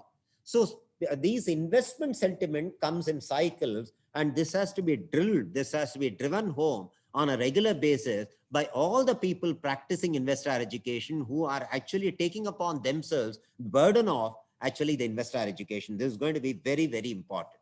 Second point is liquidity. Many people forget while investing that if you are compromising on liquidity, you are getting a little extra basis points of return. We have to be very sure what we are compromising. As a retail investor, the entire investor education is focused towards the retail investor. We are not focusing towards NRIs, HNIs, or FPIs and all that. So when a retail investor is coming and investing, he cannot forget the liquidity needs that he is going to face in a very unforeseen way and sometimes in a planned way also. So the liquidity needs cannot be compromised at all. Now, if he is such an educated investor that he is left with a good amount of money, that he can apportion a small portion of a money towards a return which he is going to earn after a contracted period of time, and he doesn't need the funds in between, fine, he can take that risk. But otherwise, a large majority of the investors will need liquidity. So there is a need for instruments which carry some liquidity, either from the issuer themselves or from the secondary markets or from any other means through which he can have a ready recourse to liquidity. I don't want to point out any instances which have happened even in the recent past where investors have gone in search of very high return, and they come complaining to the regulators, look, I'm not able to redeem. I'm not able to get the money back. Now, in the first place, he should have been bothered about liquidity. If he has not been bothered about liquidity, he is paying through his nose today because redemption is not possible at all. Money is stuck up. So this is another very important lesson that the investors have to be driven home. The investors have to be told. And third and the last is the return. And return, I'm not going to lay much of a stress on. After all, as I already told, the returns cannot be a sky-high return. It can be just about 200, 300 basis points more than the bank deposit. If these three lessons are going to be driven home in the minds of the investors through any means, I'm sure the entire investor education objective we would have achieved. We, all of us, I'm talking about all of us as stakeholders in this market, whether regulators, the government, the researchers, the institutes, the securities market, teachers and all this, I think we would have achieved our objectives if we had driven home this. Now, to complement all this, we have excellent technology today. We should be able to leverage on this technology, and we should be able to reach out to the investors in the nooks and corners of the country. We should be able to actually bring these smarts, the resource persons, and the other people who are going to really do this kind of an investor education to make extensive use of technology and bring this to the reach of the investors who are sitting in the corners of the country. We are also aware that the younger population, because of the population demographics that we have, the younger population is a dominant part of the population, and they should be told all these things about the return, liquidity, safety, apart from mis-selling which takes place in a big way. And we should be able to cater to the retired, the people who don't earn income, who have actually passed their service age, that their investor education has to be catered to in a completely different way compared to the way the investor education is going to be catered to for the youngsters in the population. Now, these are a few points that I thought that I'll put forward. I'm not going to bring forward any structured kind of thoughts because I thought that the speakers ahead of me, I think they have come up with very valuable points because I have got a summary, although I was not sitting through all the speakers' presentations. I got an excellent summary of whatever was presented by all the speakers. I'm very happy that the speakers have come forward with very important, engaging points, which we should be paying a lot of attention to. Thank you very much for this opportunity. I hope we are able to carry this forward as far as investor education is concerned, because this is something which is an unending effort. This is not something where we can rest saying that we have reached our objective. Thank you very much. Thank you, Gurmurti ji. It's your comments have been well taken. Despite coming at the end of a long workshop, they've been most refreshing, and you've given new meaning to the word SLR, which now is safety, liquidity, and returns rather than the other way around. And that's not difficult to understand given your RBI past. But SLR certainly now has a different meaning for the individual investor. The same meaning in effect that we want banks to be observing and following. And I think the point you made relates back to what Bhargavi was saying earlier, and others have said, and Kezad said, that we need to pattern investor education to the life cycle of the investor. Plugging product after product without any reference to when that product makes sense for the investor is not doing them a service, actually. And we need to think about a pensioner with a very different portfolio as opposed to somebody just entering the labor market. So I think those are things that certainly strike me as an economist to be extremely important in our thinking about this. With that, we have come to the end of a very rich morning. I'm sorry we are 18 minutes late. I apologize for that. NCR tries to stick to very tight schedules, but there's been such a richness of meaning, insight, information and views that I simply didn't feel like cutting short anybody. I did request Manoj Pandey to come in at the end. I cannot speak for Krishnan. I mean, I can, but I think Manoj really is the owner of very much this whole exercise, since it is the IPF chair that is doing it. In Krishnan's absence, I'd like very much Manoj to spend a minute or two just to round out and tell us whether this has been valuable and any suggestions for the next few seminars. Manoj? Dr. Shah, it's really bringing so many number of experts, and we heard Mr. Mahalingam and all others who are the market participants or who are the experts in the field. It's really it has been quite enriching for IPFA and for IPFA research also at NCAER. So I think it's a wonderful job which has been done by NCAER by organizing such a wonderful seminar today, webinar today. It's lot of thoughts have come in. Now how we have to put all these thoughts into action, because what is happening on this front, that lot of literature is available, as speakers were mentioning. Lot of people are making efforts. What is required now is to have a sustained, coordinated, collaborative approach on part of all regulators and all concerned, because that would be required. That is the need of the hour. As Member Mahalingam was also mentioning, what is required now is collaborate. All should join hands together, because NCFE is taking one step. IPFA could be taking another similar step maybe. Under NSFI, that overall scheme, many of the regulators are taking action. SEBI is also doing the same thing. So can we join hands together? Can we have this sustained mission mode program, as I am saying, so that the results are visible. Results are visible in a year or so. You can see the changes happening on the ground. And how can we measure that change? How many people are coming to the investors' fold in the capital market? How many people are joining capital market? How many people are contributing to the market?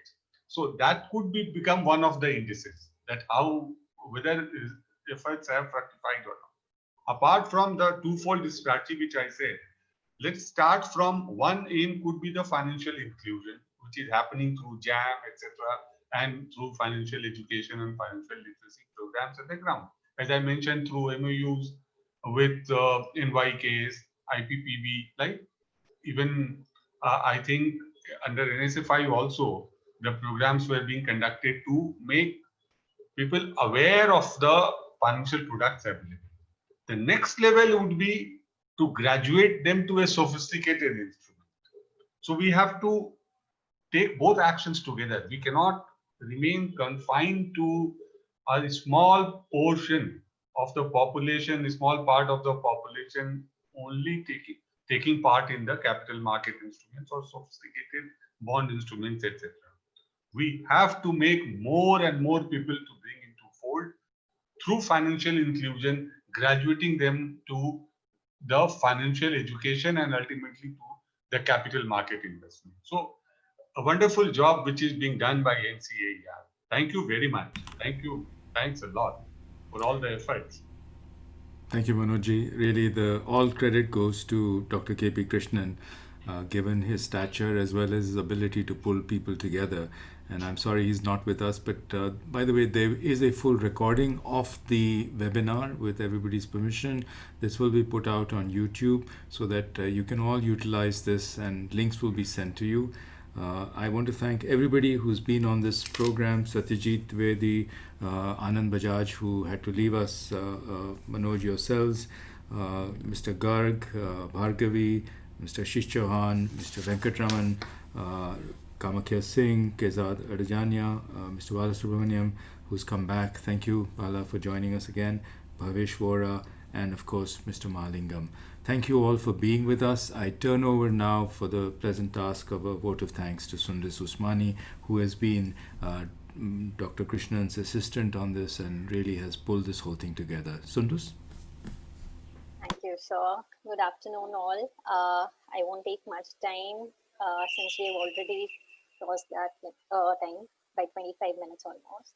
So on behalf of IEPF Chair Unit at NCAER and Dr. Krishnan, who unfortunately could not join us here today, I extend a very generous vote of thanks to all of you for gracing this event with your presence and sharing your valuable remarks while emphasizing the importance of investor education and protection in the securities market. I'd like to extend a special vote of thanks to Mr. Garg and Mr. Dwivedi for taking over in absence of Dr. Krishnan. Thank you, Dr. Shah, for being here throughout. You've been a great support. Having you here was actually a great support when, that I could pull this together. I know you had prior engagements and you especially made time for this for us. And thanks to our in-house communications team, our IT team, the office at the Office of the Director General for all your support and cooperation in this event. Have a nice day, all of you. We look forward to seeing you at our forthcoming webinar workshops. Sundus, do we have a time for date for that already organized, or we will inform participants? So we have a tentative date for 5th or 6th of January.